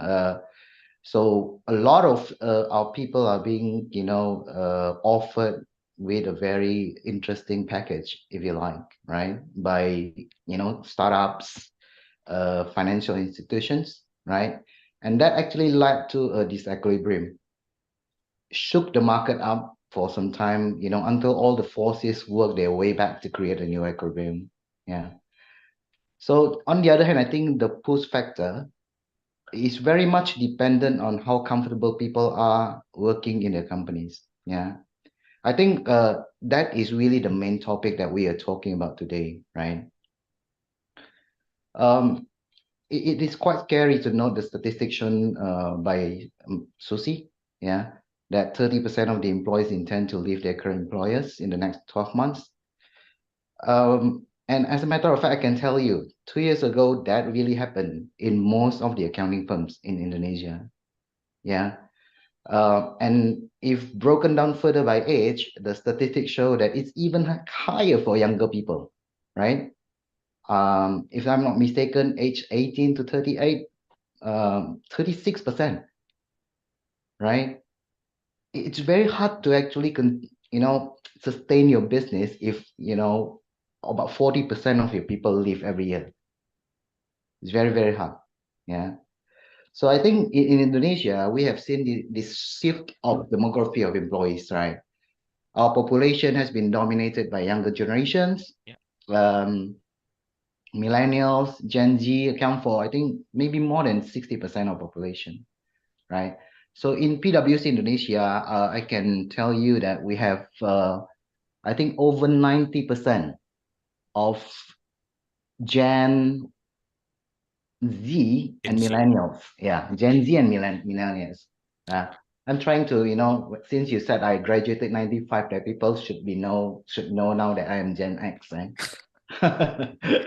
So you can see that we have over 90%, right? So, but the leadership role are mainly actually held by Gen X folks, right? With some millennials also, right?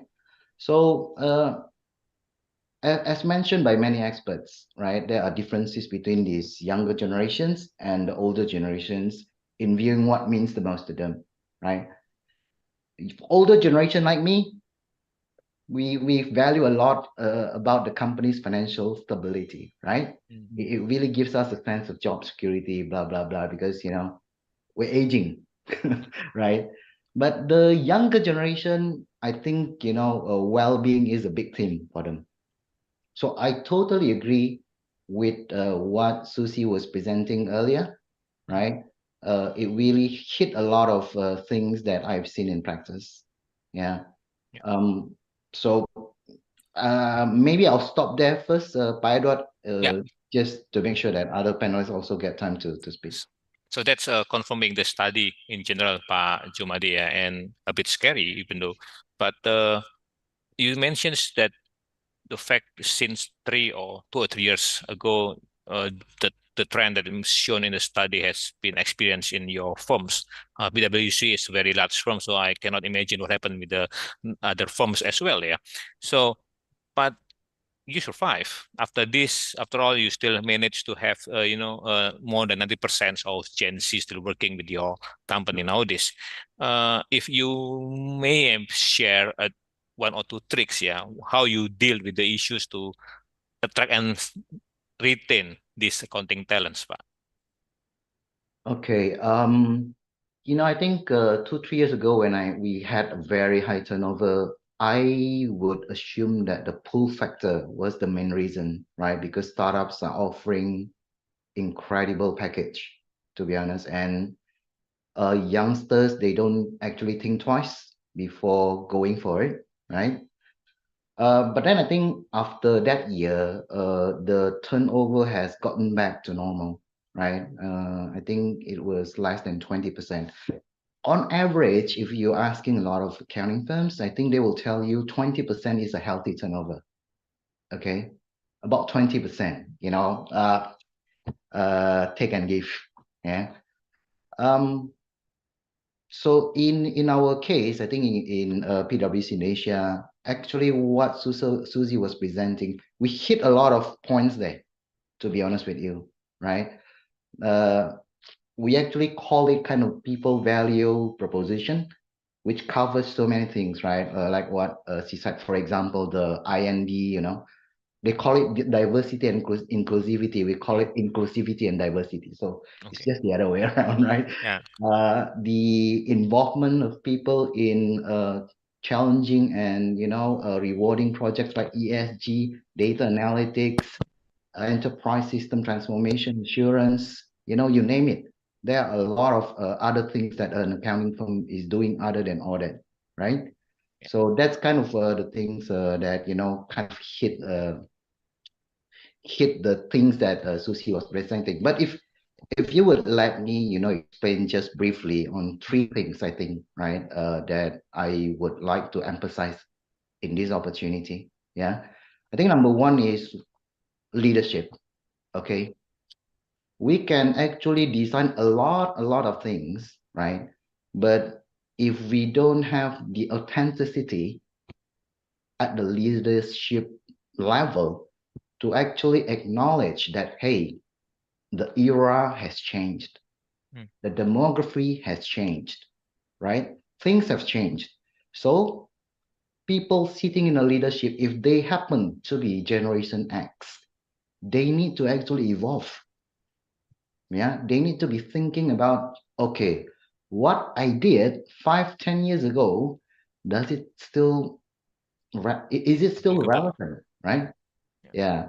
So I think when it comes to leadership, we really want to keep reminding ourselves, on our purpose, right? Build trust in society, solve important problems.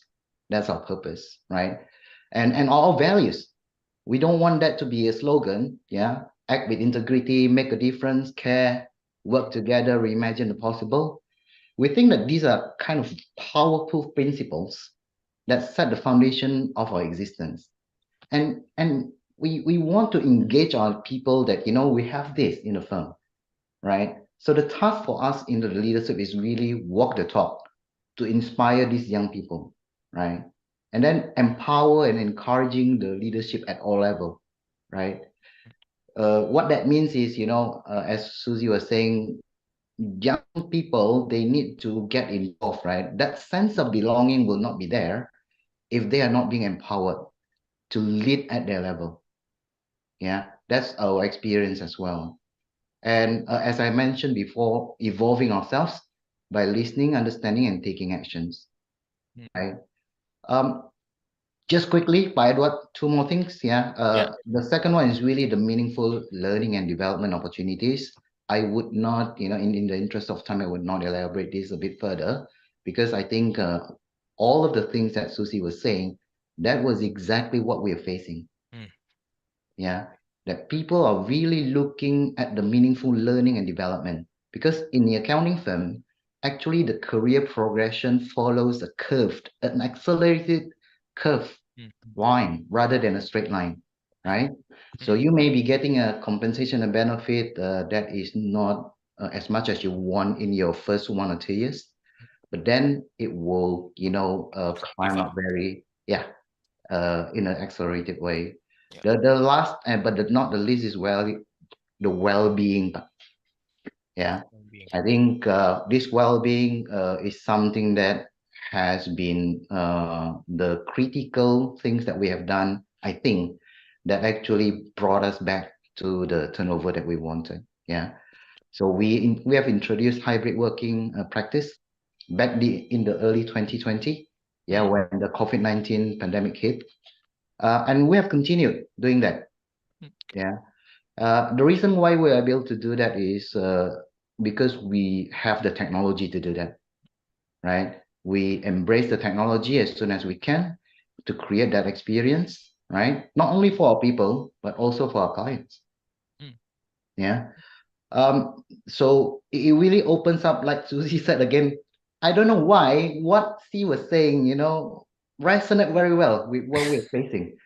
So it's confirming, your Yeah, experience. so with that, the technology opens opportunities for automation, digital, analytics, AI-assisted processes, create space for our people to focus more on critical matters, right? Let the, repetitive works being done by the technology and other delivery models that we have, right? So we actually call that, human-led tech-powered, Human tech. Yeah, human-led tech-powered. So I'll stop there, otherwise, I'll be keep going on and on. Thank you. Thank you for the sharing, Pak Jumadi, from the private sector, especially from the practitioners, as the public accounting firms as well. Now, I'd like to move to the third panelist, Ibu Selvia Vivi Devianti. If Pak Jumadi can talk as a representative of private sectors, or public accounting firms, Bu Vivi has a very solid background as accountant in the public sector or governmental sector. Bu Vivi, good afternoon. Good afternoon. Short questions, short questions. Yeah. Does accounting talent issues also happens in the public sector, especially for government institution in Indonesia? If yes, or if not, how you deal with that issues, Bu Vivi? Thank you, Pak Edward. I hope my voice is clear. Yes, Bu. Okay, Clear. thank you. Well, before I answer the question, based on the report read by Susi, supported by Indonesia, IMA and AFA, yes. I think I have to come up with the number that for the major of university test, especially a prediction for 2024, accounting actually is one of among 5 major, which is a lot of high school graduate want to pursue. Beside the communication, management, law, and psychology. And based on this test from the 2023 university test, accounting actually is number 3 with the same law, management, communication. So it's still, the accounting is still the major that have a high interest from the high school graduate. But then I found that accounting is also the hardest major to achieve by the high school graduate. So this is quite a challenging for our high school graduate if they want to choose accounting. Perhaps that's also one aspect that there's a decline of the accounting major applied by the high school graduate. And then what I appreciate about the report read by Susie is that actually in the public sector, all aspect of employee turnover is a correct one. From the report, we can see that the highest turnover is, as Pak Jumadi mentioning, the age of 18 to 38, which is the Gen Z and millennial. And based on their characteristic, they are money drivers and ambitious. And the similarity between those two generations is they love to travel and they prefer a work-life balance. So the recommendation made by Susi is actually correct one. And in the public sector, because I work in the audit board for more than 30 years, I think in 1990, we only receive accountant as the auditor. But then moved to 1997 until now, we consider that when we conduct the audit for the infrastructure, then we need an engineer. When we conduct an audit in the forestry, we need an environment engineer. And when we conduct the audit in the medicine, we need a doctor. So that's why we recruit not only accountant, we recruit more also engineer, doctor to fulfill our task. So that's why it's quite hard to measure how many of our accountants stay in public sector. And I also read on the government, the board of recruitment in Indonesia, National Recruitment of Indonesia. They only have the data about the degree of employee. They don't have differentiate based on the major. So we cannot see which major or which public sector in Indonesia have a lot of accountant, which actually we can only get from the PAO, and we get from the Indonesia Charter Accountant about 20% of 30,000 members is actually working in the public sector.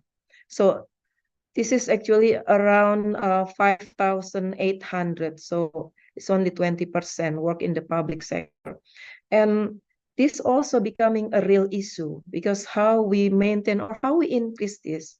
I think the reason is that when actually my daughter still study in accounting major, and when I talk to her, they learn about the data science. We know that, like Pak Jumadi mentioning, transformation in technology is very important, and they are savvy to learn this type of Gen Z and millennial, except for us, the Gen Y and baby boomers. I'm baby boomers actually. So we consider that career is much more mature. We never expect about the money driver. I think what Susi mentioning, the compensation is important. Yes, I agree with that. But I think for certain level, for certain generation, it's already like Pak Jumadi mentioning, for 3 years, yes. But then after 3 years, they move to another view.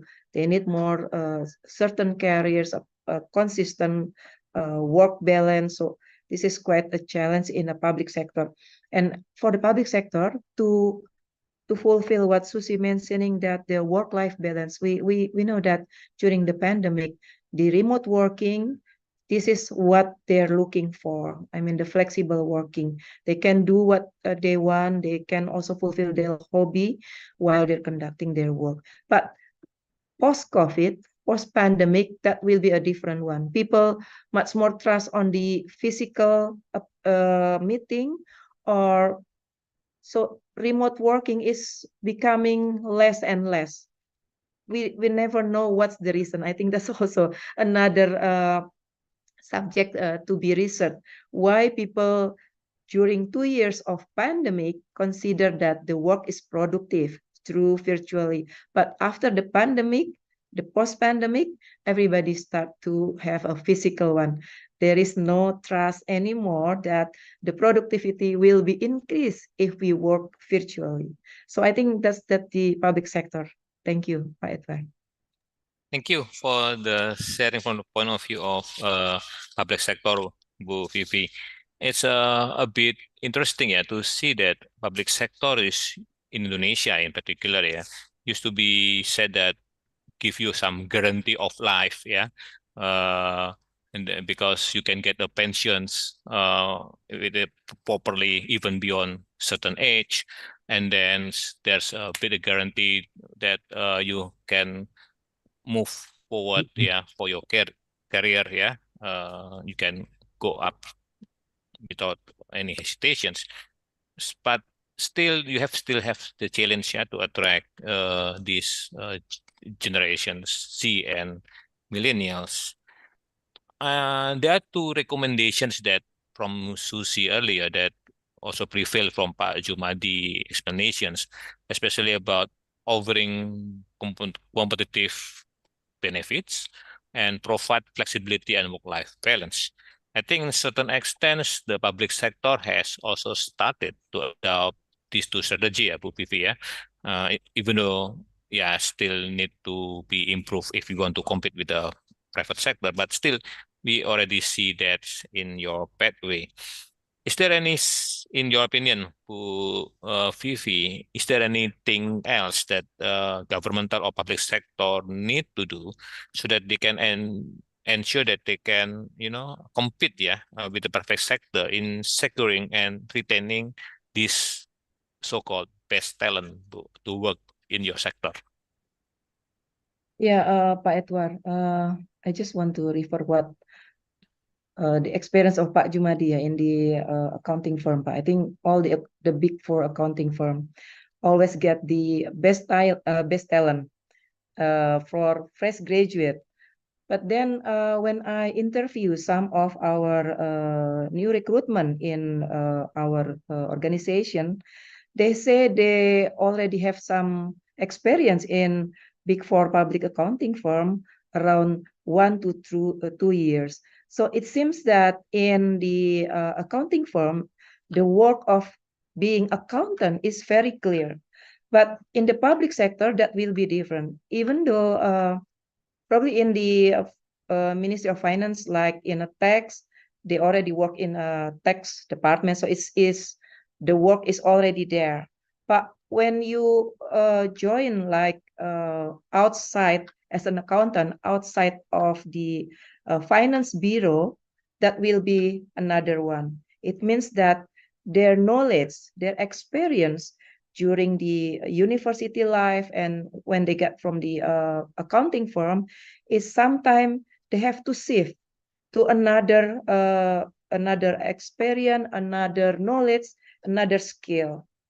Sometimes they already forgot what they learned in the university because it less been used if they are not placed in the finance bureau or like in the Ministry of Finance, more on the treasury or on the tax department, which is more stable in work and related with the knowledge of accounting.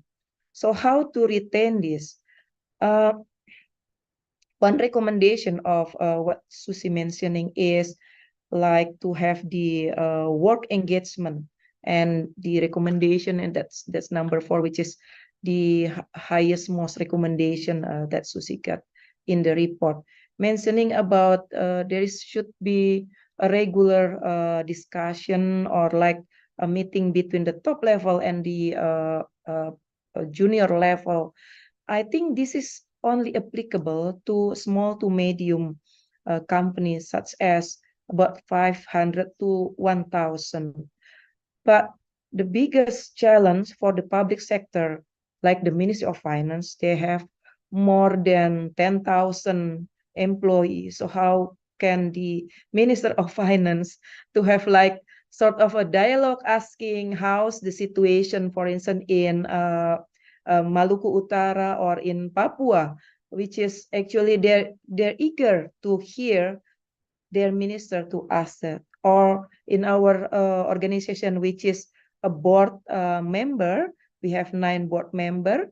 So this is quite a challenge for that, to have a certain dialogue with 8,400 employees. So I think for a small employee, this recommendation can be done. And other strategy that can be conducted is we have a talent pool. I think the one that Auki mentioning in Singapore charter accountant, they design or they form a pool talent. I think this can be done also by a public sector in Indonesia.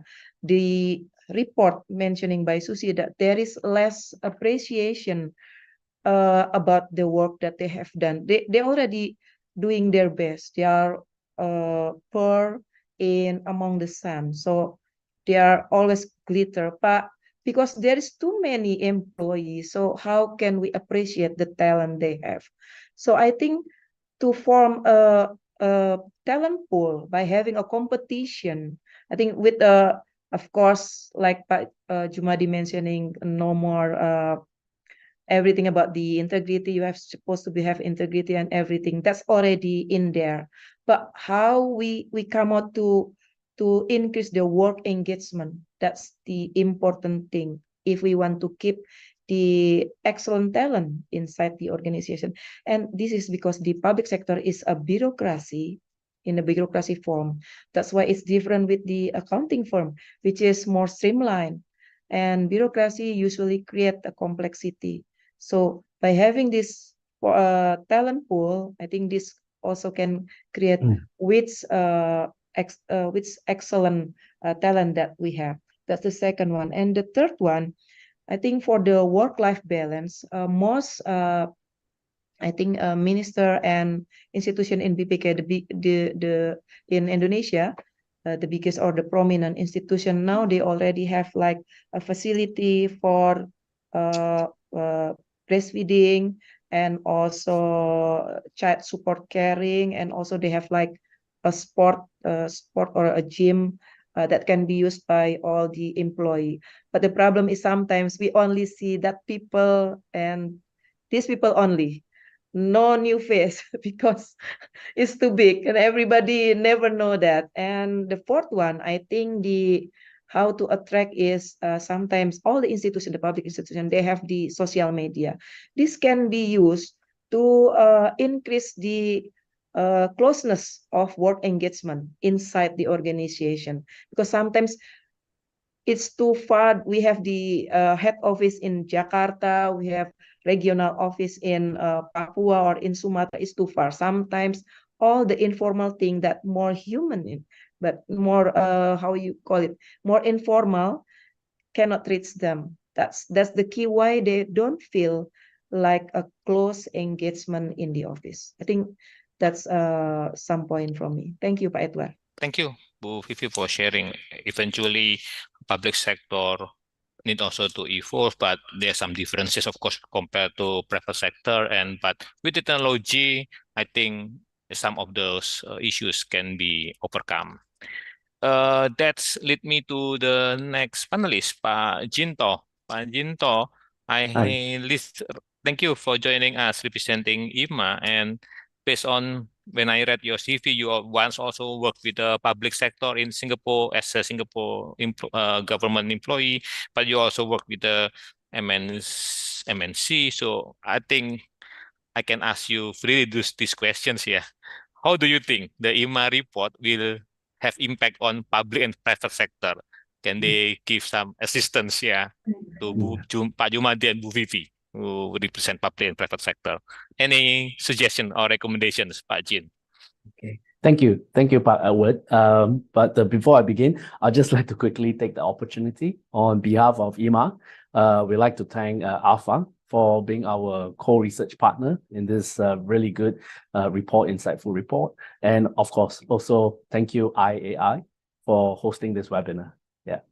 So to your question, yes, I've been in both the public and private sector, and my experience has shared with me that when it comes to the challenges of retaining the staff, it very largely remains about the same between the public and private sector. I mean, in the accounting and finance profession, although many would choose to enter the private sector first, But as their career progresses on, whether later they go into public and private sector, compensation aside, the challenges are always about the same. And what we found is that the career advancement is one of the top contributors. We eventually want to move up the corporate ladder, get bigger portfolio and be better at what we do. And of course, other contributors like employee engagement and sense of belonging, these are all very significant factors. And from our research, the recommended strategies, I would see as these are the 5 domains of strategies. But within the domains of strategy, there are many different tactics. And as what Susie mentioned earlier, the list is not exhaustive. So definitely this insights from the research will apply to both very much the private and the public sector. But perhaps I'd like to add one important point is that we shouldn't wait to when the staff is hired and in the corporation or organization, then we start thinking about adopting those talent retention measures. In fact, talent retention measures should be at point of hiring, meaning that the HR should utilize these findings, these tactics and strategies at the point of hiring to filter the candidates who fit the company's approach. It could be values, objectives. It could well be their approach of how they retain staff. So at the point of hiring, if the candidate shares the same kind of approach or values, then you know that there is a job fit. And that is very important because then prevention is better than cure, or rather cure is better than prevention. So you want to make sure that, for example, if the candidate shares that career advancement is very important for him or her, but somehow the organization hierarchy is mostly flat. And even though it's flat and career advancement is not there, but the company or organization has high sense of belonging. People love to work there, high employee engagement, but then it will still not fit into the candidate's aspirations. And eventually, even if you had used 1 or 2 or 3 of the domains of strategies, your candidate will also, at the end of the day, think of moving somewhere else. So I think my point is that, yes, both the private and public sector should utilize these insights, but they should also think about, HR should also think about the point of hiring as well. Yeah.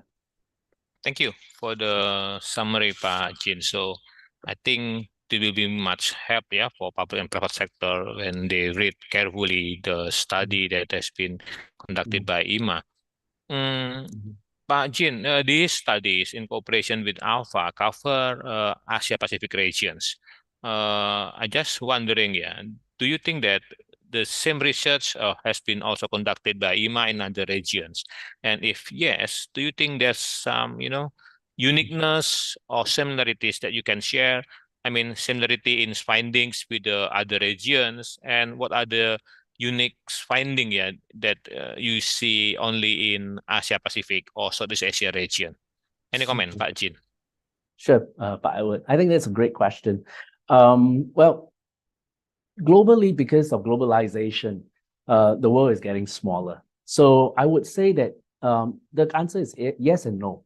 The Asia Pacific research is unique in certain sense, but yet not so. Because I think at the end of the day, as human beings, intrinsically and extrinsically, we are motivated by pretty much the same things when it comes to whether social or work aspects. But it really depends on which level of the Maslow hierarchy of needs we are at, if you are familiar with the Maslow hierarchies of need. So the delineation of the findings definitely will be more obvious. The differences or the findings will be more obvious depending on across economic development of the country, and more importantly, as what was mentioned earlier by the other panelists, generational and cultural factors. So I give an example. In some regions, we say that they adopt a more quiet culture towards work, as opposed to other regions, a louder culture. What do I mean by that? A quiet culture meaning that generally the workers are more compliant, they do their work diligently, they don't really voice out their opinions very often. To them, job stability is very important. The loud culture, on the other hand, is slightly different. They are more aspirational. They voice their opinions more directly, and they're always more looking to how to improve and being more competitive. They don't mind moving from jobs to jobs. So these are some of the cultural differences, and also generational differences between the millennials, Gen Z, and also the Gen X, and even the baby boomers, very much because of the context of an environment of which they've grown up with. So coming back to the question, I think there are certain things quite similar in terms of compensation, in terms of career advancement. This across the world, everybody is looking at that. But interestingly, that there are some things in terms of sense of belonging, or even the age group, we found differences. For example, we've done this study also in the US, and a very interesting point to note is that for those 55 years and above, in our APAC research, you would see that the percentages of leaving is lower than those who are younger. But those 55 years and above in the US is different.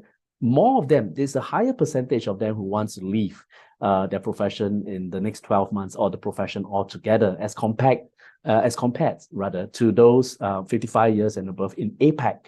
So we think deeper research needs to be done, but we were just thinking, why are the older folks in the US more receptive to changing their jobs when they're towards the tail end of their career and even changing their whole profession altogether compared to those in the APAC?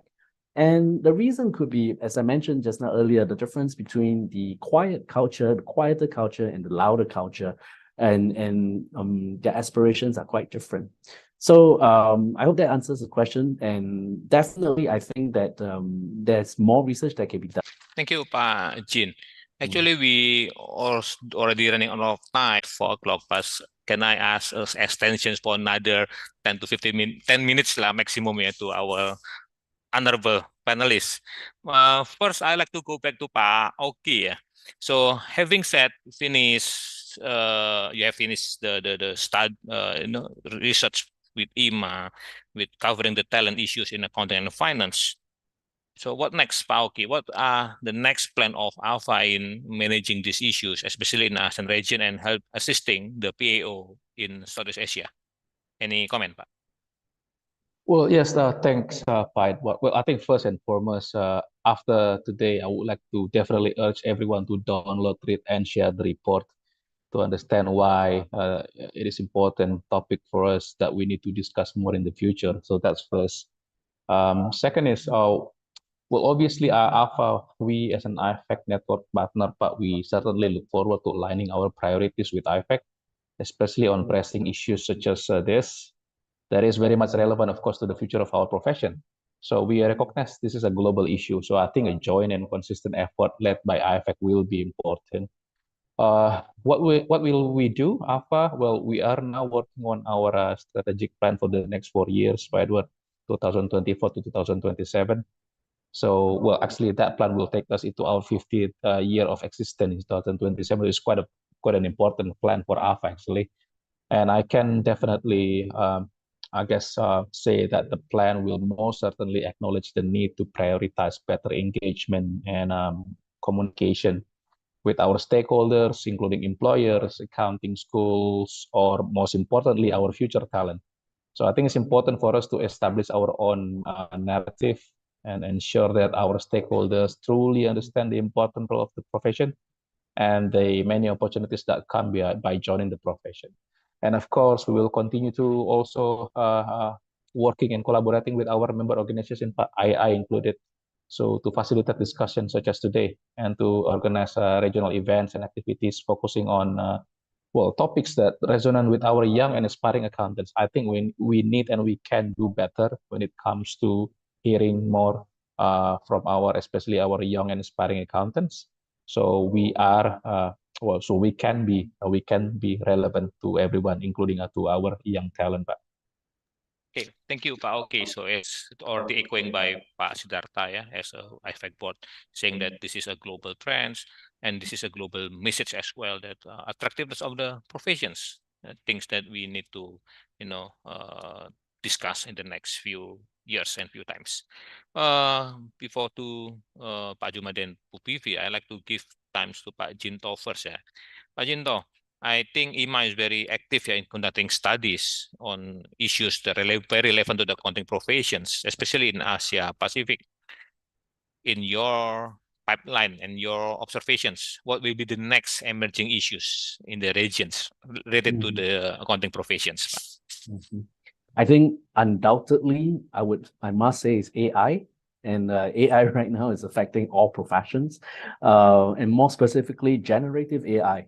I think this is an area that we have been spending time on, and we will be publishing more research towards the end of the year and early next year on AI and how it's going to affect the accounting and finance professions. But having said that, AI is not here to replace the human workers. We are the ones that invented AI, if you will. So we can't let them replace, and we will not let them replace us. We are just using AI to augment the work of human workers, the work of accountants and finance professions to make them more efficient. So at the end of the day, there are many tasks, as we by now know, that can be taken over by AI technology, but there are also new tasks created. There are also new jobs created. I like to give an example. More than 100 years ago, when the first mobile vehicles were invented, everyone knew that, oh, there are benefits, advantages, affordances to having a mobile vehicle, but nobody had a license to drive the mobile vehicle. So then very slowly throughout the years, throughout the decades, people started to, okay, in order to drive a vehicle, I need a license. I need to know how to operate the vehicle. So I would say it's the same thing for our accountants and finance professionals of tomorrow. AI is something that of new emerging technologies that, like the car, you need to learn how to manage it, manipulate it. You need to navigate it and be able to use it. And you need licenses for it. So in that sense, this is an area of research that we are foraying into very rapidly. Things like forensic accounting, cybersecurity, green finance, and I mentioned generative AI. And we encourage all PAOs to also actively look into these areas as well. Yeah. Thank you, Pak Jin. And it cannot be separated from the talent, yeah. I think the talent needs to be the center of those development that you mentioned. Yeah, they're the ones that have to use it. Yes, correct. Yeah. So I invite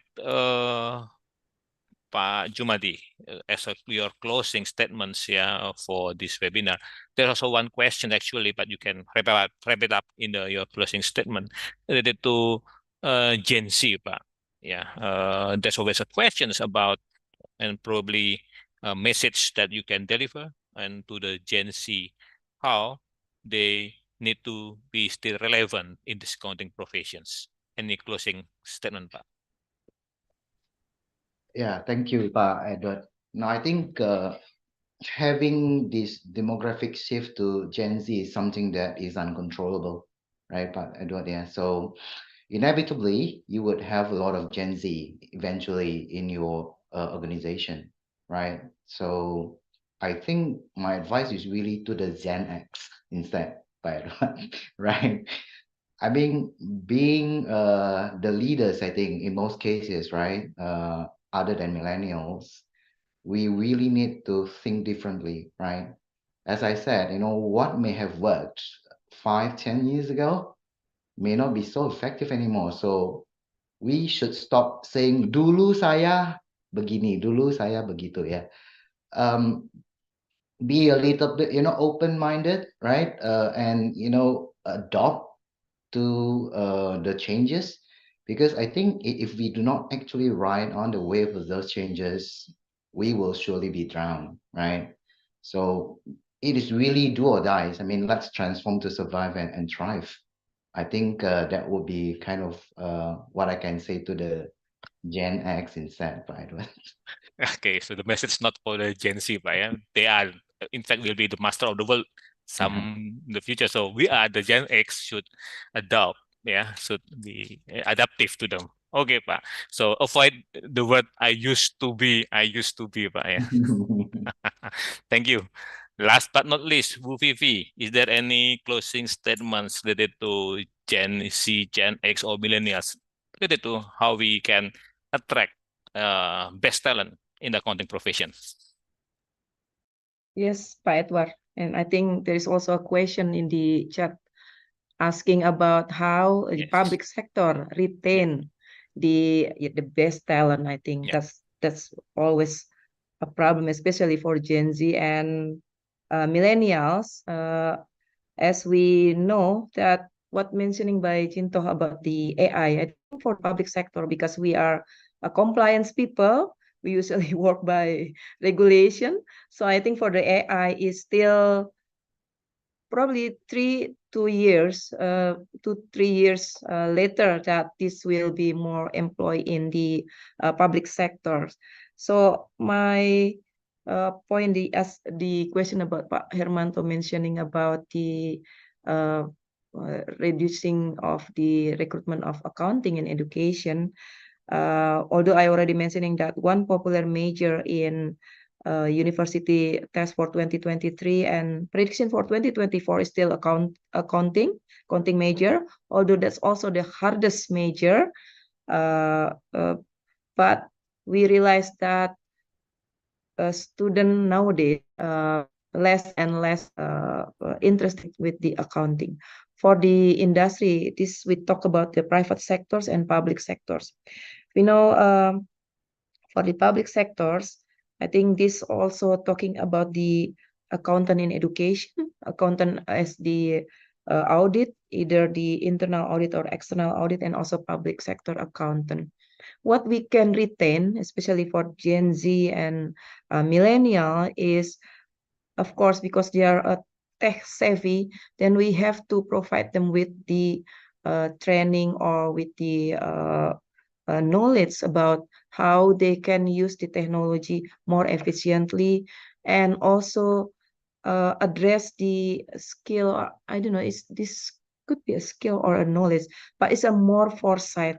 So accountant is not a boring activity, but it should be in line with the use of technology. And also in the public sector, for the development of career plan system, I think this will be an answer how we can retain all those youngsters stay in the public sectors by giving a certain career plan that consistent, that help them prepare what they're going to face in the 5 years or 10 years after this. This will be one answer to retain in the company. And also because the millennial and Gen Z more social people and they like travel, they like something fancy, then I think for the public sector, we know the difference between public sector and private sector when we enter the building. Private sector is more informal, so everybody is when you met people is more friendly, user friendly.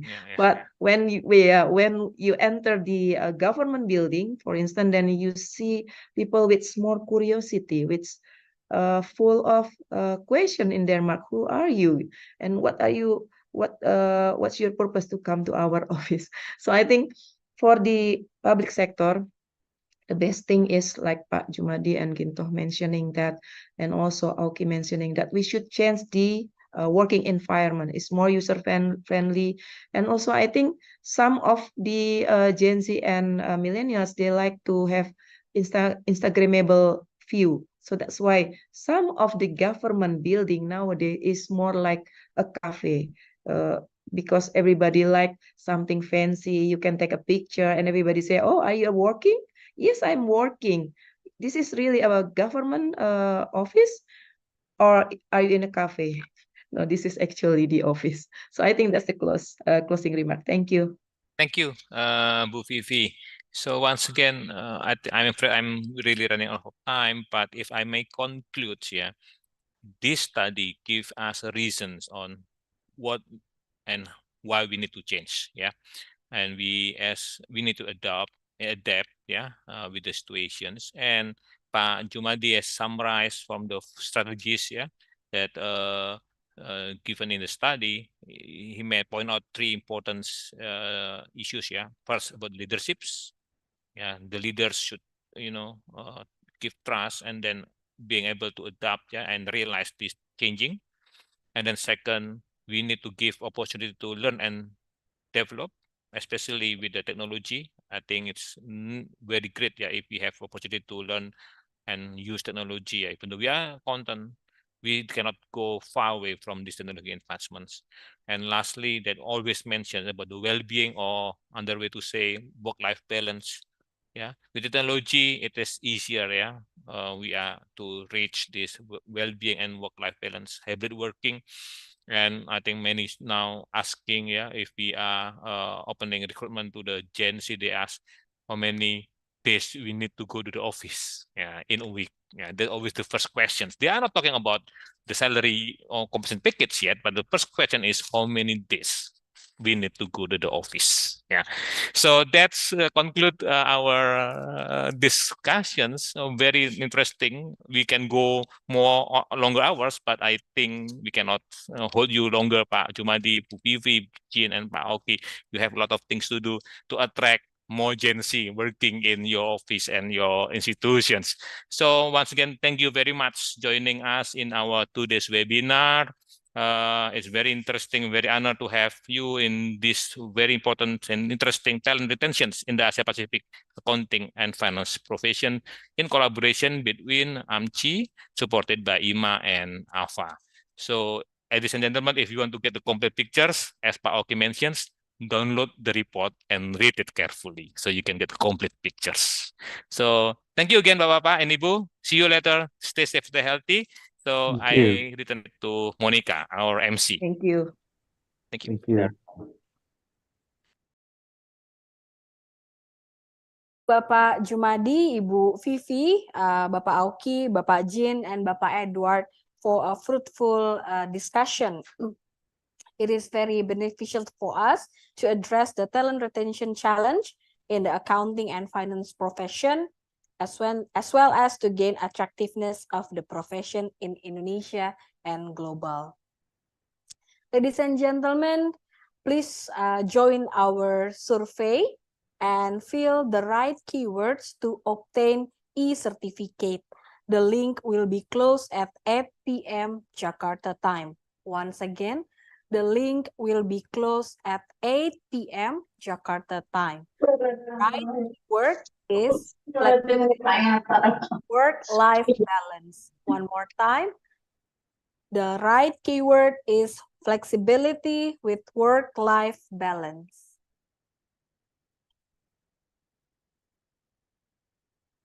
Ladies and gentlemen, participants of APA Fest, IAI still continue to host a series of events for APA Fest 2023. We will have a preliminary round for APA Champ and National APA Award, also Reels competition. Please put your calendar, especially for the participant of the competition, that the preliminary round will be held on 1 until 2 November and grand final on 10 November 2023. Also, we would like to invite you to join our closing ceremony of APA Fest 2023 that will be part of FinBiz 2030, led by Chartered Accountant Worldwide and One Young World with the theme AI Unleashed Navigating the Future of Finance and Accounting. This event will be held in conjunction with the International Accounting Day on November 10, 2023. The event will be hybrid event, online and offline from Indonesia Stock Exchange main hall. Please kindly register to the link flash to your screen. Ladies and gentlemen, IAI would like to invite you to join our 66th anniversary with the theme Exciting Growth of Accounting Profession, Then, Now, and After on 12 and 13 December 2023 from Rafflesia Ballroom, Balai Kartini, Jakarta. We will have 2 days conference. Please joining us. To register, you may download IAI Lounge application or visit knowledge.iaiglobal.or.id. To get more information, you may also send us a WhatsApp on the number 08 111 055 141. Ladies and gentlemen, we are at the end of the webinar session. On behalf of IAI and AMCI, we would like to deliver our sincere gratitude to Institute of Management Accountants, IMA, and ASEAN Federation of Accountants, AFA, for supporting this webinar. Also to our panelists and moderator, guests, and all participants who joining us today. Thank you. My name is Monica Nabilia. Please stay safe and stay healthy. Wassalamualaikum warahmatullahi wabarakatuh. Thank you, Thank everyone. you, Terima Pak kasih. Jumadi, Miss Vivi, Thank Pak you. Jin, Thank you. Pak Ryan. Thank you also. Thank you. Take care. Bye. Bye. Bye. Bye, everyone. Mimba, terima kasih Bu. Bye everyone. Mbak Mimba. Ya, salam dari Bali. Excellent. Thank you.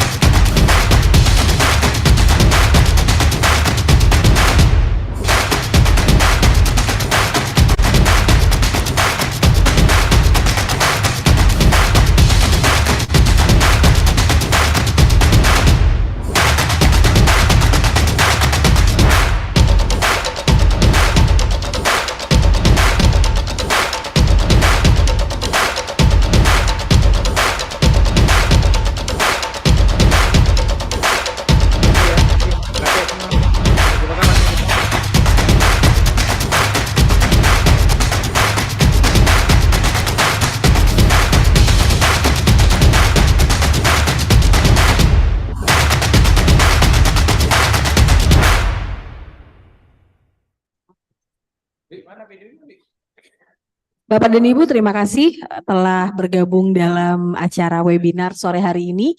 Kita akan tutup room Zoom sore hari ini dalam hitungan ketiga. 1, 2, 3. Terima kasih.